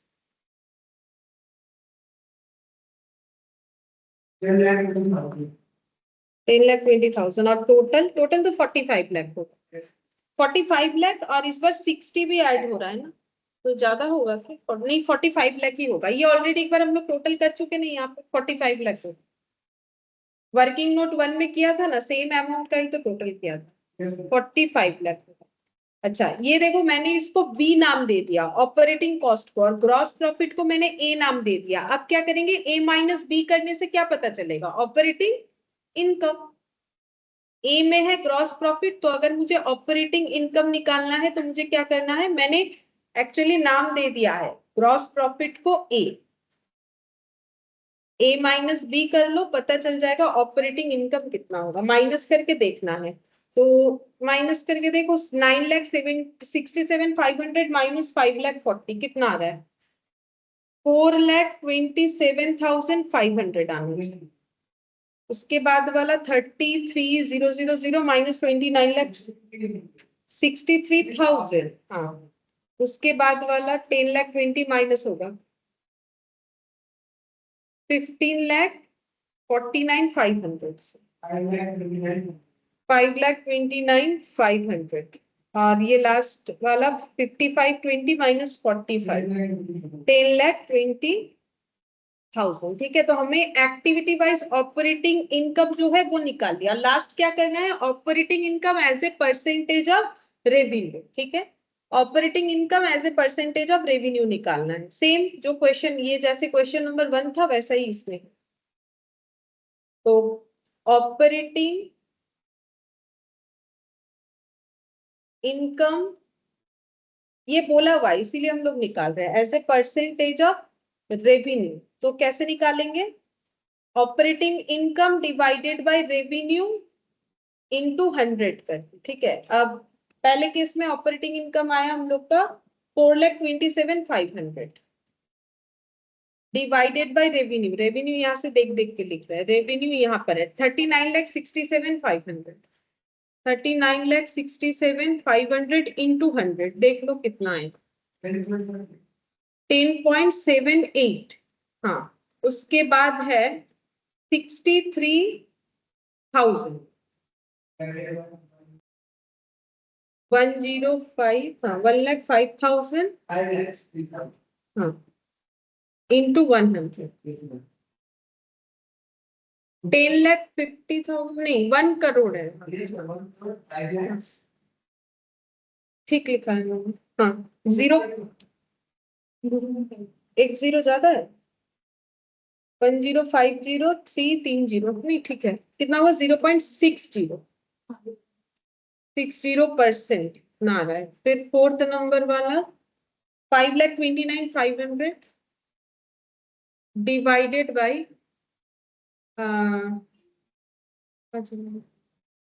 ये वाला 60,49,500 60,49,500 इंटू 100 8.75%। और टोटल मेंटेन किया है तो टोटल का भी देखेंगे 4.97 10,20,000 डिवाइडेड बाई 22 करोड़ 52 इंटू 100, तो ये हो जाएगा 4.97%।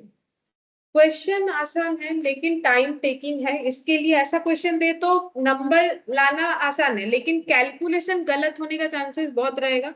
उसके लिए कैलकुलेटर पे प्रैक्टिस, इसीलिए हम बोलते रहते हैं प्लीज कैलकुलेटर यूज करो, अपने लिखने का स्पीड बढ़ाओ, प्रॉपर लिखो, नहीं तो एग्जाम में कंप्लीट नहीं करके आ पाओगे। अगर पता भी होगा तो कंप्लीट नहीं कर पाओगे। फोर्थ नंबर देखो, इसमें क्या बोला है। Alpha Limited has decided to analyze the profitability of its 5 new customer। अच्छा, ये इनका कस्टमर है A B C D E, इनसे ये कितना प्रॉफिट कमाते हैं इसका एनालिसिस करना चाहते हैं। It by bottled water 90 per case and sell to retail customer at a least price of 108 per case. तो बोल रहा है कि ये लोग 90 रुपीज का एक पानी का बॉटल खरीदते हैं और रिटेल कस्टमर को कितने में बेचते हैं 108 रुपीज करके। अब इन्होंने कितना कितना बेचा है वो बताया गया है। देखो बोला है कि ए को बेचा है 4680 केसेस। केसेस मतलब वही पानी का जो है पर केस बोला है ना, एक केस 108 रुपए का, तो ए को कितने का सेल हुआ होगा इतना इंटू 108 ऐसे करके आएगा, सबका सेल निकलेगा अगर सेल निकालना है। यहाँ पर लिस्टेड सेल प्राइस बोल दिया है, तो देखो ये सब कस्टमर को लिस्टेड सेल प्राइस में जाता है। देखो सबके नीचे 108 लिखा हुआ है।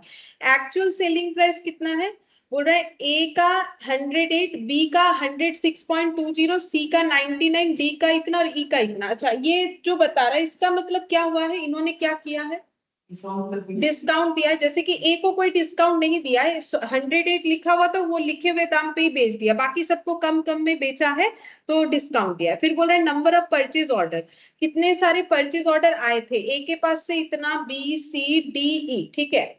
नंबर ऑफ कस्टमर विजिट, कितने कस्टमर विजिट्स हुए हैं ये दिया हुआ है 23623, मतलब ए कस्टमर 2 बार विजिट किया था, बी 3 बार, सी 6 बार, डी 2 बार और ई 3 बार। नंबर ऑफ डिलीवरी से एक को डिलीवरी हुआ है 10 टाइम्स 30 60 ऐसे करके सबका। किलोमीटर ट्रेवल्ड पर डिलीवरी, एक डिलीवरी करने में कितना किलोमीटर जाना पड़ता है, एक एक केस में इतना इतना, सब डिटेल्स थे। नंबर ऑफ एक्सपीडेड डिलीवरी का मतलब होता है स्पीड में, ठीक है, मतलब होता है ना एक एक्सप्रेस डिलीवरी जो लिखा हुआ रहता है ना अमेज़न वगैरह में, तो वही एक्सप्रेस डिलीवरी सिर्फ ई के लिए किया था इन्होंने, बाकी किसी के लिए इन्होंने नहीं किया। अब बोल रहा है कि it's 5 activities and there cost driver. तो 5 एक्टिविटीज में पहला है order taking, customer visits, deliveries और कॉस्ट ड्राइवर रेट। यहाँ पर अच्छा है, बता दिया है। कॉस्ट ड्राइवर हमें नहीं निकालना पड़ेगा, cost per cost driver is already given 750 पर परचेज ऑर्डर 600। तो थोड़ा मेहनत तो कम होगा लग रहा है, देखते हुए पूछा क्या। तो ये तो 3 ही निकला, नीचे देखते हैं और भी रहेगा। हाँ ये 2 निकल गया, ठीक है। अच्छा, सबका हमें कॉस्ट पर कॉस्ट ड्राइवर दे दिया। पूछा क्या है, बोला है कि कंप्यूट करो the customer level operating income. फिर से हमें क्या निकालना है, operating income of each of 5 retail customer, मतलब ए बी सी डी ई सभी से हमारा ऑपरेटिंग इनकम कितना है वो निकालना है। Now being examined A B C D E, comment on the result. अच्छा, निकालने के बाद हमें रिजल्ट पे कमेंट भी करना है, मतलब ये शायद बताना पड़ेगा कि कौन से कस्टमर से ज्यादा प्रॉफिट है, कम प्रॉफिट है। कमेंट वही होगा, और तो हमें कुछ स्पेसिफिकली बोला नहीं कि इस बेसिस पे कुछ कमेंट करो, ठीक है। तो ऑपरेटिंग इनकम निकालने के लिए क्या करोगे, सबसे पहले सेल्स, फिर उससे क्या लेस होगा, ठीक है, और क्या लेस होगा, ऑपरेटिंग कॉस्ट, ठीक है। अच्छा, अब यहाँ एक डिस्काउंट भी है, तो डिस्काउंट तो पीएल का पार्ट होता है, तो ऑपरेटिंग कॉस्ट में भी कर सकते हो, ठीक है। जैसा लिखना चाहे हम लोग लिख सकते हैं। तो चलो ठीक है, यहाँ पर लिखो फोर्थ का 1, क्वेश्चन नंबर 4 का first point, computation of customer level operating income. Operating income ही हमें निकालने बोला है, और उसके बाद उस पर कमेंट करने बोला है। तो पर्टिकुलर्स और कस्टमर का नाम लिखेंगे तो हो जाएगा। पर्टिकुलर्स और 5 कस्टमर है, A B C D E. Rupees में आएगा तो हम सभी के ऊपर रुपीज रुपीज लिख देते हैं, सारे आंसर हमारे रुपीज में है। सबसे पहले क्या लिखेंगे, रेवेन्यू, ठीक है। रेवेन्यू यहाँ पर कितना होगा, तो देखो 2 तरीके से कर सकते हो, डायरेक्टली एक्चुअल प्राइस से भी किया जा सकता है, लेकिन डिस्काउंट दिखाना चाहिए। जैसे तुम लोग अकाउंट्स में अगर डिस्काउंट होता है तो डिस्काउंट दिखाते हो, तो यहाँ भी हम लोग दिखाएंगे। तो कैसे करके लिखेंगे, तो इसका प्रेजेंटेशन ऐसे होना चाहिए, रेवेन्यू एट लीस्ट प्राइस पहले निकालना पड़ेगा, ठीक है। थोड़ा मेहनत वाला काम तो है, लेकिन करना पड़ेगा। तो क्या हो जाएगा, केसेस सोल्ड, क्योंकि केसेस बोला है, ठीक है, वहां पर यूनिट जो है पर केसेस इनटू लीस्ट प्राइस करने से हमें पता चलेगा कि रेवेन्यू कितना होगा। फिर उससे लेस कर देंगे डिस्काउंट, जिसको जितना डिस्काउंट हम लोगों ने दिया है, ठीक है। डिस्काउंट कैसे होगा, least price minus actual price का जो गैप है इनटू केसेस सोल्ड, ठीक है। और माइनस करने के बाद क्या आ जाएगा, ये कैलकुलेट करने के बाद आएगा एक्चुअल सेल प्राइस या फिर एक्चुअल रेवेन्यू। तो 4680 इंटू 108, पहला देखो कितना आता है, 4680 इंटू 108, हाँ सही बात। उसके बाद आ जाएगा हम लोग का 19688 इंटू 108, 19688 इंटू 108, 21,26,304। फिर सी के केस में लिखना हम लोग को 1,36,800 इंटू 108, 1,74,400। अच्छा, 71,550 इंटू 108, 71,550 इंटू 108, और ई का है 8,775, 8,775 इंटू 108, 8,775 इंटू 100, 9,47,700, 9,47,700, ठीक है। अच्छा, ए का ना कोई डिस्काउंट नहीं था, ए को एज इट इज प्राइस में बेचा गया था, तो ए का डिस्काउंट कुछ नहीं आएगा। बी का आएगा, बी का डिस्काउंट देखो 108 माइनस 106.20, क्योंकि 108 का चीज उसे 106.20 में बेचा गया, माइनस करो 108 माइनस 106.20 कितना आता है, जितना भी आएगा इंटू 19,680,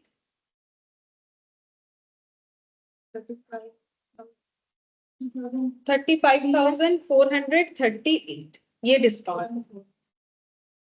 अच्छा, अब सी का देखो फिर से 108 माइनस 99 कितने का डिस्काउंट हुआ? 9 rupees into number of cases 1,36,800 तो कितना हो जाएगा? 12,31,200 12,31,200। डी के केस में देखते हैं 108 का चीज सेल हुआ है 104.4 से, ठीक है, तो 3.6 रुपीज का डिस्काउंट इंटू 71,550 केसेस सोल्ड 2,57,580 का डिस्काउंट 2,57,580 का डिस्काउंट। ई का देखते हैं 108 रुपीज का प्रोडक्ट 97.2 पे सेल हुआ है 10.8 का डिस्काउंट इंटू 8,775 इतने सारे केसेस सोल्ड 94,770 डिस्काउंट पता चल गया 94,770। अब हम लोग को माइनस करना है, माइनस करने से निकलेगा एक्चुअल सेल प्राइस, ये सॉरी एक्चुअल रेवेन्यू लिख सकते, एक्चुअल रेवेन्यू। तो ये तो एज इट इज आएगा क्योंकि एक ही केस में किसी तरीके का डिस्काउंट नहीं प्रोवाइड हुआ था। फिर यहाँ पर माइनस करके देखना है, हम लास्ट वाला कर रहे हैं।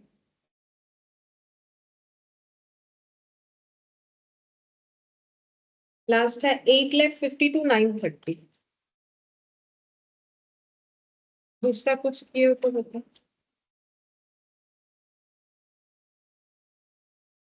35,438 सेकेंड वाला 20,08,66 1,47,74,400 माइनस 1,00,00,000 नहीं 12,31,200 1,35,43,000 1,35,43,200 अच्छा 77,27,400 माइनस 25,75,80 74,69,820। तो ये हम लोग को पता चल गया कि एक्चुअल सेल प्राइस कितना है, लेकिन हम लोग को क्या निकालना है? ऊपर लिखा हुआ है क्या निकालना है? Operating income. तो ये हो गया सेल, इससे क्या लेस करेंगे? सीओ जीएस, तब तो जाके हमें पता चलेगा कि जीपी कितना है। फिर नेक्स्ट लेस होगा तो हमें पता चलेगा कि ऑपरेटिंग इनकम क्या है। तो सीओजीएस कैसे निकालेंगे? कॉस्ट ऑफ गुड्स सोल्ड कैसे निकालेंगे? हाँ ये देखो 90 रुपीज से इनका खरीदा जाता है तो 90 इंटू केसेस सोल्ड, ठीक है, तो यहाँ पर ऐसे लिख दो @90 इंटू केसेस सोल्ड। और केसेस जो है वो हमें दिया हुआ है क्वेश्चन में, तो 90 इंटू 4680 पहला वाला 4,21,200 4,21,200। साथ ही साथ इसको माइनस भी कर लेते, -50,540 तो हम लोग को जीपी मिल जाएगा 84,240। ये हो गया ग्रॉस प्रॉफिट। बाकी भी निकालना पड़ेगा 19 टू 19,688 17,71,920 17,71,920 माइनस कर लो इसमें 20,98,66 हाँ 3,18,946। थर्ड नंबर वाला है 136,800 इंटू 90 हाँ 1,23,12,000 माइनस 1,35,43,200 12,31,200। फिर ये वाला 71,550 इंटू 90 64,39,500 64,39,500 माइनस 74,69,820 मैंने कुछ गलत लिख दिया इसलिए 56 आ गया 10,30,300। अच्छा और इसके बाद ये लास्ट 8,775 इंटू 9 7,89,750 माइनस 852,930 63,108 सबका ग्रॉस प्रॉफिट जो है वो फाइंड आउट हो गया, लेकिन अभी तक हमारा आंसर नहीं आया इतना सारा काम करने के बाद भी। अभी हमें निकालना है इससे operating expense. Operating expense minus करेंगे तब जाके मिलेगा ऑपरेटिंग इनकम। अब ऑपरेटिंग एक्सपेंस कैसे माइनस करेंगे वो हमें देखना है। अच्छा, वर्किंग नोट बनाना पड़ेगा शायद, देखते हैं। देखो हमारे पास केस सोल्ड था, लिस्टेड प्राइस था, एक्चुअल सेलिंग प्राइस था और एक्टिविटी दे दिया है। हम लोग को कैसे फाइंड आउट करनी बोले, compute the customer level operating income of each of 5 retail customer now being examined, comment on the result. ठीक है, तो यहाँ पर हमें कैसे निकालना पड़ेगा बोलो। हाँ, एबीसी से। ठीक है, दूसरा तो कुछ नहीं बोला है तो फिर एबीसी से ही निकलेगा। तो कैसे निकालेंगे, एक्टिविटी पहले लिखना पड़ेगा। ठीक है, तो वर्किंग नोट फिर से बनाना पड़ेगा, कैलकुलेशन ऑफ ऑपरेटिंग कॉस्ट या एक्सपेंस। तो यहीं पर बना लेते हैं जस्ट इसके बाद में, calculation of operating expense customer wise निकलेगा अभी। ठीक है, तो ABCDE, ABCD और E। ठीक है, अच्छा सबसे पहला एक्टिविटी देखो, ऑर्डर टेकिंग। लिखो ऑर्डर टेकिंग। यहाँ पर एक चीज अच्छा है, कॉस्ट पर कॉस्ट ड्राइवर बता दिया, सिर्फ हमें टोटल लगाना है। तो 750 पर परचेज ऑर्डर। अब देखते हैं किसने कितना परचेज ऑर्डर दिया था। ए ने दिया है 15, तो 15 इंटू 750, तो ये एट द रेट ऑफ 7। पहला 15 इंटू 750 कितना आ रहा है, 11,250। अच्छा, उसके बाद वाला है यहाँ पर 750 इंटू कितना हो जाएगा, ये 25 इंटू 750, 18,750। अच्छा, नेक्स्ट वाला है हम लोग का 30 इंटू 750, 22,500। उसके बाद वाला है 30 के बाद 25 और 30 है फिर से। 25 वाला ऑलरेडी निकाल चुके हैं, देख देख के लिख लो, और 30 भी अभी भी निकाला। ये दोनों हम लोग का ऑल्टर करके वही अमाउंट आ रहा है, देखो। 25 वाला आया था 18,750 और ये वाला हम लोग लिखेंगे 22,500। अच्छा, ऑर्डर टेकिंग के बाद कस्टमर विजिट 600 पर customer visit, customer visit at the rate of 600 पर कस्टमर विजिट। देखते कितना कस्टमर विजिट है, ये देखो 23623, 23622 और 3। 2 into 600, 3 into 600, 6 into 600, 2 into 600, 3 into 600। अच्छा, अब ये हो जाएगा हम लोग का 1200, ये हो गया हम लोग का 1800, ये हो गया हम लोग का 3600, फिर से 1200 और 1800 हो गया। अच्छा, कस्टमर विजिट, इसके बाद डिलीवरी 5.75 पर डिलीवरी, किलोमीटर ट्रेवल के ऊपर डिपेंड कर रहा है। तो delivery at the rate of 5.75 बोला है, किलोमीटर डिलीवरी जितना हो रहा है, पर डिलीवरी किलोमीटर ट्रैवल, मतलब कितना डिलीवरी और कितना किलोमीटर ट्रैवल हो रहा है। तो इसको कैसे निकालेंगे, तो दो चीज देखना है, डिलीवरी देखना है और एक हमें किलोमीटर देखना है। तो बोल रहा है एक डिलीवरी पे 20 किलोमीटर जाना पड़ता है एक कस्टमर के लिए। एक कस्टमर को हम लोगों ने 10 डिलीवरी किया तो कितना किलोमीटर ट्रेवल किया होगा, 20 इंटू 10 यानी 200, और ये हो गया किलोमीटर इंटू उस पे रेट लगेगा 5.75। मतलब हमें क्या लिखना है, 20 इंटू 10 इंटू 5.75। मतलब डायरेक्टली मत कर दो, जब कॉम्पोजिट यूनिट है तो उस हिसाब से आइडेंटिफाई करना पड़ेगा, 1150। नेक्स्ट देखो फिर से, इसका है हम लोग का 30 डिलीवरी, 6 किलोमीटर होता है एक डिलीवरी पे, तो 30 इंटू 6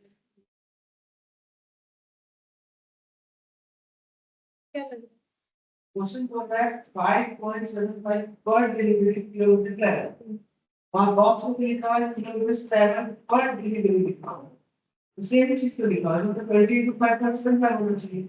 क्यों, तो हम लोग ये कितने किलोमीटर का लिखा हुआ है, पर किलोमीटर का है। मतलब कितने किलोमीटर, एक तो कस्टमर के यहाँ पर 1 किलोमीटर का, और एक डिलीवरी में कितना किलोमीटर जाया जाता है, लेकिन डिलीवरी अगर 10 हुआ है तो 10 का नहीं निकालो। अगर हमें बोल दे एक पेंसिल का दाम 5 रुपए है और किसी ने 10 पेंसिल खरीदा है तो उसका 10 पेंसिल का ही निकालेंगे, एक का क्यों निकालेंगे। टोटल कॉस्ट निकालेंगे तो जितना टोटल डिलीवरी हुई उतना ही निकालोगे। अगर तुम इसके साथ इसको मल्टीप्लाई करते हो तो क्या निकलेगा, एक डिलीवरी का जो है इसका आंसर हो जाएगा 20 किलोमीटर जो है मतलब एक डिलीवरी का कॉस्ट निकलेगा, क्योंकि एक डिलीवरी पे 20 किलोमीटर जाना पड़ता है हमें। जैसे यहाँ परचेज ऑर्डर निकाल रहे हो तो ये तो एक परचेज ऑर्डर का है, तो फिर मल्टीप्लाई क्यों कर, तब तो फिर 750 लिख देंगे, हो जाएगा। नहीं होगा, क्योंकि एक परचेज ऑर्डर का 750 है, तो ये तो बता दिया कि कॉस्ट पर बाजार में 1 किलो आलू मिल रहा है 30 रुपए का।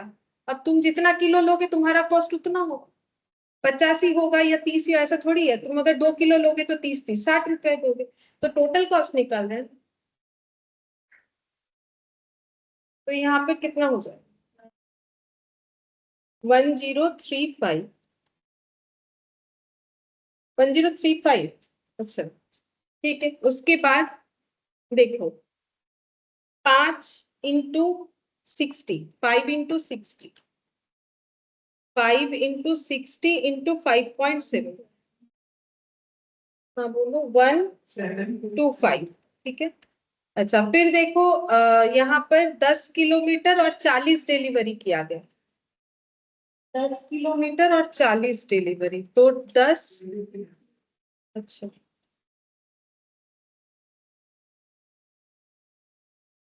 2300, और लास्ट है हम लोग का 20 30 और 5 पॉइंट जो 345।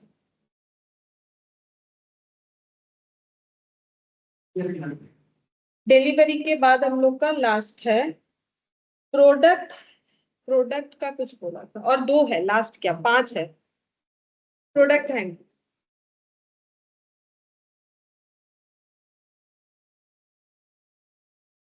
इसका कैसे निकालने बोला है, पर केस सोल्ड, जितना केसेस सोल्ड होगा उतना करके, तो एट द रेट ऑफ 3.75 पर केस सोल्ड, तो इसमें डायरेक्टली जितने केस बिके हैं उतने पे लगाएंगे। 3.75 एक केस के लिए होता है, कितना केसेस सोल्ड हुआ है 4680, पहला 4680 इंटू 3.75, 17,500।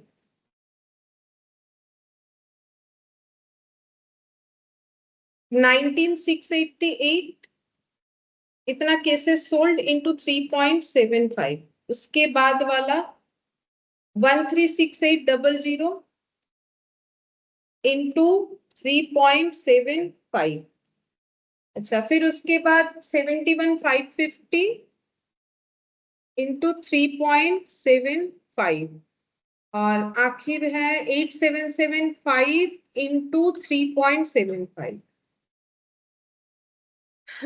बोलो कितना कितना आ रहा है,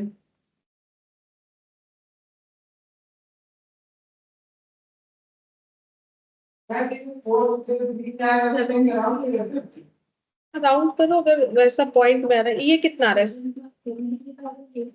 830, उसके बाद 5,13,060 आ रहा है, 60 भी आ रहा है क्या, 13,6,800 इंटू 3, डायरेक्ट ये इतना राउंड में आ रहा है 5,30,000, और ये वाला 2,68,313 कर, और उसके बाद वाला 32,906, और एक बचा है अभी भी एक्सपेडिटेड डिलीवरीज, ठीक है, स्पीड डिलीवरी जो है।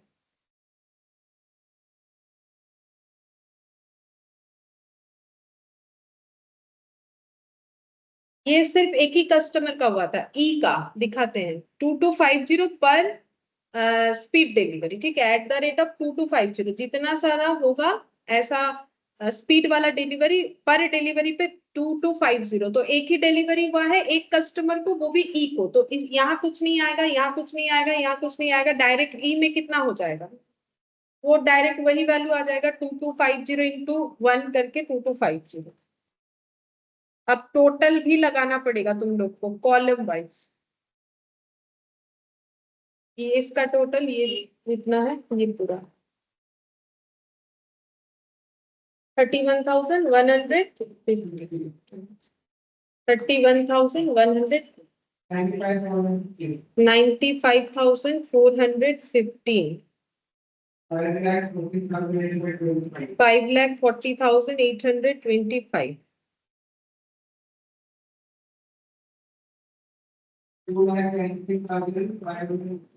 2,90,563,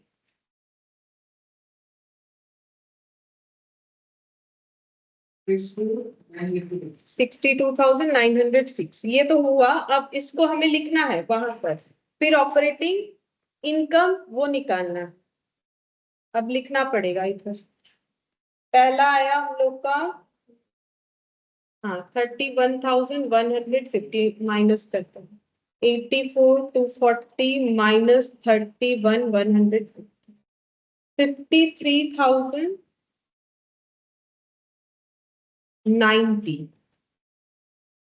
नेक्स्ट वाला हम लोग का आया था 95,415, 95,415 माइनस 318,946, 223,531।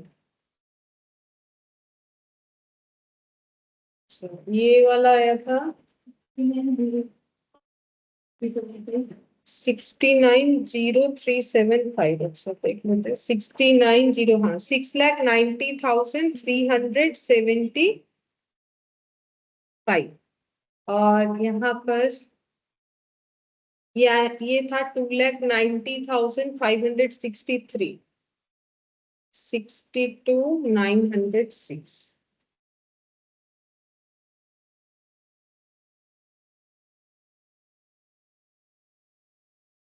आखिर वाला 274 आ रहा है, 10, 30, 320, 7,39,756। ये हम लोग का हो गया ऑपरेटिंग इनकम। अब हम लोग को इस पे कुछ बोला भी था कि कमेंट करो, ठीक है, कैसा कमेंट करना है वो हमें देख के समझना पड़ेगा, कमेंट करने बोला था।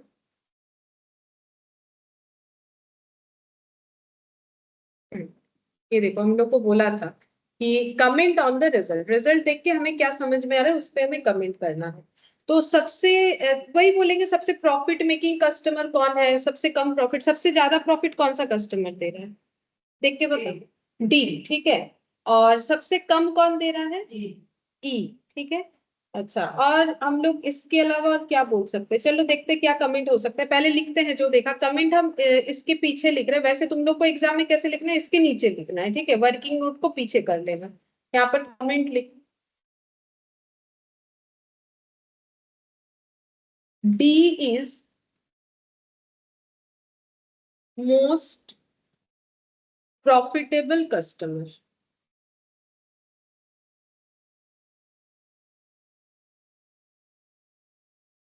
D's profit are even higher than C. D's profit are even higher than C. ऐसा क्यों लिखा है, बताते क्या रीजन है। क्योंकि देखो तुम लोग चेक करो, सी को सबसे ज्यादा हम लोगों ने सेल किया है, सी सबसे ज्यादा सेल करवाता है, चेक करके देखो सी का, हाँ ये हम लोग का नेट नहीं था, अगर नेट में भी जाओगे ना तो भी हमें दिखेगा कि सबसे ज्यादा सेल हम लोगों ने सी को किया है, लेकिन फिर भी सबसे ज्यादा प्रॉफिट कौन दे रहा है, डी दे रहा है। तो ये कंपैरिजन हमें दिखा तो लिखेंगे, देखो ये सब का कोई हार्ड एंड फास्ट रूल नहीं है, देख के हमें अपने हिसाब से कमेंट कर देना चाहिए, ठीक है। तो यहाँ पर सी से भी ज्यादा प्रॉफिट दे रहा है डी, जबकि सी का जो है सबसे ज्यादा रेवेन्यू था, ठीक है। तो हुज ऐसे ब्रैकेट में लिख दो। क्यों हम लोगों ने ये पॉइंट हाईलाइट किया? क्योंकि हुज रेवेन्यू हाईएस्ट, सी है हाईएस्ट रेवेन्यू वाला, सबसे ज्यादा यही रेवेन्यू देता है। डिस्पाइट हैविंग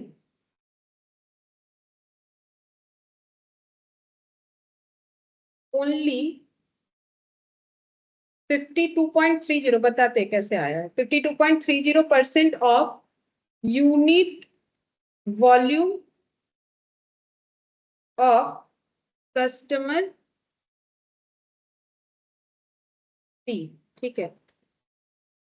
तो देखो सी कस्टमर का सबसे ज्यादा यूनिट वॉल्यूम है, मतलब ये देखो यहाँ पर कैसे समझेंगे यूनिट वॉल्यूम का परसेंटेज कैसे निकालेंगे। तुम लोग चाहो तो जस्ट क्वांटिटी में भी लिख सकते हो। देखो नंबर ऑफ केसेस सोल्ड कहाँ था, ये रहा।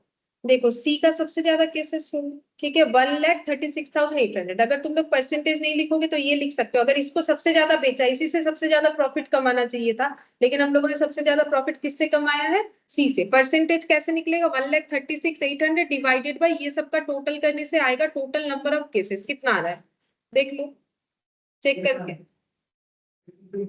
हाँ ये टोटल करने से जितना आएगा 4680 प्लस 9, ये नॉर्मल मैथमेटिक्स है, ठीक है। तो ये देखो, ये किसी भी परसेंटेज तुम लोग अपने रिजल्ट का निकालते हो, कोई भी एक सब्जेक्ट का अगर परसेंटेज निकालना चाहोगे तो कैसे निकालोगे, वैसे ही। तो ये डिवाइड डिवाइड करके यहाँ पर सारे टोटल्स लिख लिए तो हम लोग का आंसर आ जाएगा 52। अगर वो नहीं निकालना चाहते हो कोई बात नहीं, फिर क्वांटिटी में लिख देना, ठीक है।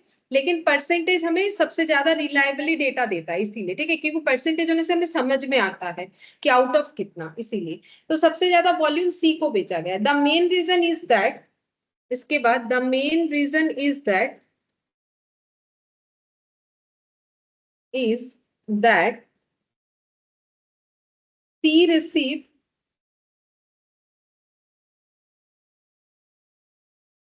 ए डिस्काउंट ऑफ, सी को सबसे ज्यादा डिस्काउंट मिला है, चेक करके देखो सबसे सस्ता किसको बेचा है हम लोगों ने, सी को।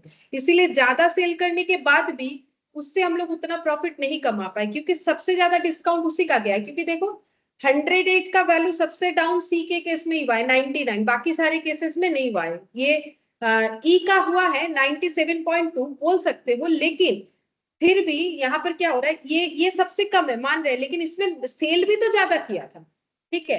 तो वही चीज बोल रहा है, तो यहाँ पर लिखेंगे the main reason is that C receive a discount of rupees कितना करके हुआ वो डिफरेंस, 108 और 99 का 9 पर case, while customer D receive, while customer D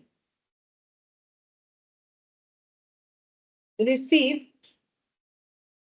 only, कितना डिस्काउंट है डी का देखो, 108 माइनस 104.4 कितना हो जाएगा,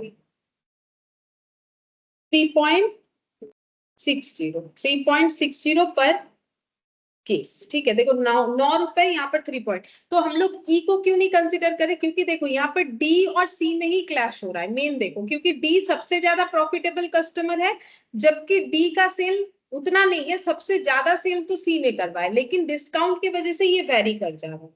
फिर कस्टमर ई का भी लिखेंगे, कस्टमर ई का लिखो, कस्टमर ई देखो वो उसका प्रॉफिट क्या है, सबसे कम है कि मिडिल में, देखो वो सबसे कम होगा, चेक करके देखो तुम लोग अपने डेटा पे। ई का प्रॉफिट सबसे कम होगा, देखो, ठीक है। उसका रीजन क्या है, ई का प्रॉफिट सबसे कम, वो लिखेंगे। देखो तो यहाँ पे लिखेंगे कस्टमर ई जो है लीस्ट प्रॉफिटेबल, LEAST लिखना है, लीस्ट, लीस्ट प्रॉफिटेबल है, ठीक है। It is less then, it is less than A whose, अब ए के साथ क्यों कंपेयर कर रहे हैं, क्योंकि एक चीज देखो तुम लोग, ए का रेवेन्यू देखो, ए का रेवेन्यू देखो कितना है, इतना। ई का रेवेन्यू कितना है, इतना, ठीक है। फिर भी सबसे कम प्रॉफिट किसने दिया, देखो यहाँ देखो सबसे कम प्रॉफिट किसने दिया, ई ने। या फिर ग्रॉस प्रॉफिट भी देखोगे तो वहां पर भी तुम लोग को दिखेगा सबसे कम किसने दिया, ई ने, जबकि उसका रेवेन्यू जो है वो ए से ज्यादा था, ठीक है, फिर भी उसने कम प्रॉफिट दिया। तो ये जो भी हमें डिफरेंसेस दिख रहा है वो हमें लिखना चाहिए। तो ई जो है वो लीस्ट प्रॉफिटेबल है, it is less than A it is less than A whose revenue is, इसका रेवेन्यू, ए का रेवेन्यू देखो सबसे कम है, इज लीस्ट, ठीक है। फिर यहाँ पर ई को कितना डिस्काउंट मिला, ई रिसीव डिस्काउंट कितना मिला है, 108 माइनस 97.2 कितना होगा, 10.8 ऐसे आएगा शायद, 10.80 पर case, and make more frequent order. ई का जो डिस्काउंट है वो 10.80 है, पहला बात। ए को तो वैसे हम लोगों ने कोई डिस्काउंट नहीं दिया है, तो वैसे देखा जाए तो ए का प्रॉफिट ज्यादा होना चाहिए, लेकिन उसमें भी हम लोग का क्या हुआ, यहाँ पर देखो क्या बोला है, the main reason is that C receives a discount of 9, ये तो हो गया सी और ए का। कस्टमरी लीस्ट प्रॉफिटेबल है, it is less than A whose revenue is least, A का रेवेन्यू सबसे कम है, फिर भी सबसे कम प्रॉफिट देने वाला कस्टमर ई निकल के आया। ई को डिस्काउंट मिला था 10.20 एंड इसने क्या किया था, कितना जो है ऑर्डर दिया था, देखो सबसे ज्यादा, ठीक है। मतलब ई के साथ अगर ए का कंपेयर करें तो 30, सबसे ज्यादा तो सी और ई का ही ऑर्डर है, देखो ना 15, 25, 30, 25, 30, ठीक है। तो यहाँ पर लिखेंगे more frequent order comma requires more customer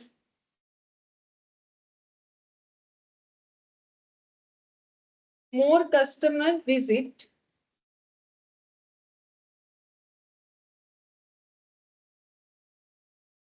and require more delivery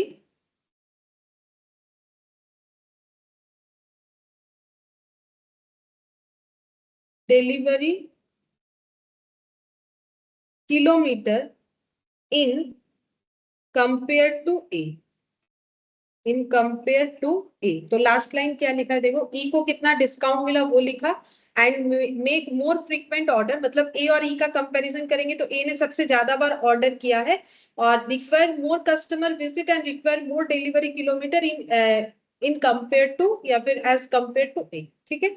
तो जैसा हमें दिखेगा, इसका कोई रूल्स नहीं है, ठीक है। तुम लोग को ऑन दैट मोमेंट जो क्वेश्चन रहेगा उसके इम्पैक्ट में जो भी दिखेगा वो लिख देना है, लेकिन इतना तो समझ में आया हमें क्या कंपेयर करना है। अगर किसी को सेल ज्यादा किए तो जरूरी नहीं वही ज्यादा प्रॉफिटेबल कस्टमर है हमारे लिए, क्योंकि डिस्काउंट मायने रखता है, ऊपर से नंबर ऑफ ऑर्डर मायने रखता है, तो सारी चीजों को मिला जुला के हमें कमेंट करना पड़ेगा, ठीक है। तो ये ओवरऑल है कि इसको हम लोग किसी और जगह पे भी ये सारे पॉइंट्स को यूज कर सकते हैं, नॉट डेटा को, पॉइंट को, कि क्या क्या देखा हम लोगों ने, least profitable, most profitable, discount किसका कम है, डिस्काउंट किसका ज्यादा है, ठीक है। और यहाँ पर सेकेंड वाला दिया है, state that insights are gained by reporting both the least selling price and the actual selling price for each of the customer. ये हम बता देते हैं कैसे करना है, तुम लोग एक बार ट्राई करके देख सकते हो। अच्छा, यहाँ पर बोला है कि state what insights are gained by reporting both the least selling. अगर हम लोग लीस्ट सेलिंग प्राइस देखें और एक्चुअल सेलिंग प्राइस देखें हर एक कस्टमर का, तो हमें क्या देखने को मिलता है, ये बताओ। डिस्काउंट मिला, ये देखने को मिलता है, वहां से तुम लोग डिस्काउंट को कंपेयर करके लिखोगे कि कौन से कस्टमर को कैसा डिस्काउंट मिला। जैसे हम बता देते हैं, जैसे देखो ए के केस में कितना डिस्काउंट हुआ है, तुम लोग बोलो, कुछ भी नहीं है, ठीक है।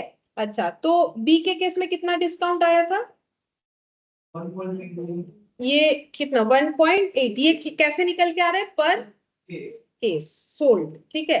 सेम तरीके से ये सारी चीजों का निकल के आएगा। तो यहाँ से तुम लोग ये बोल सकते हो कि जो कस्टमर को डिस्काउंट दिया गया है उसको किसको कितना दिया गया है, उससे क्या कमेंट निकल के आएगा वो बोलना है, ज्यादा बड़ा है नहीं। तुम लोग कोशिश करना डिस्काउंट एटलीस्ट कैलकुलेट कर लेना, कमेंट क्या लिखना है हम बता देंगे, और आंसर तुम लोगों से पूछ के कर लेंगे, वो तो तुम लोग अभी भी डिस्काउंट निकाले ही थे माइनस कर करके, ठीक है। तो तुम लोग को ये बताना है कि क्या रिपोर्टिंग क्या दोगे, ये देख के क्या रिपोर्ट डालोगे कि हाँ इससे क्या पता चल रहा है हमें, बस इतना। और यहाँ पर हमारा 5 नंबर क्वेश्चन है जो कि काफी बड़ा है, ठीक है। देखते हैं लास्ट क्लास में हो जाए, क्योंकि ये काफी बड़ा है, क्योंकि एक एक क्वेश्चन टाइम लग रहा है। देखते हैं अगर हो जाएगा तो दूसरा कोई टॉपिक भी स्टार्ट करेंगे, अदरवाइज शायद ये ही हो, देखते हैं क्या होगा। ठीक है, फिर आज इतना।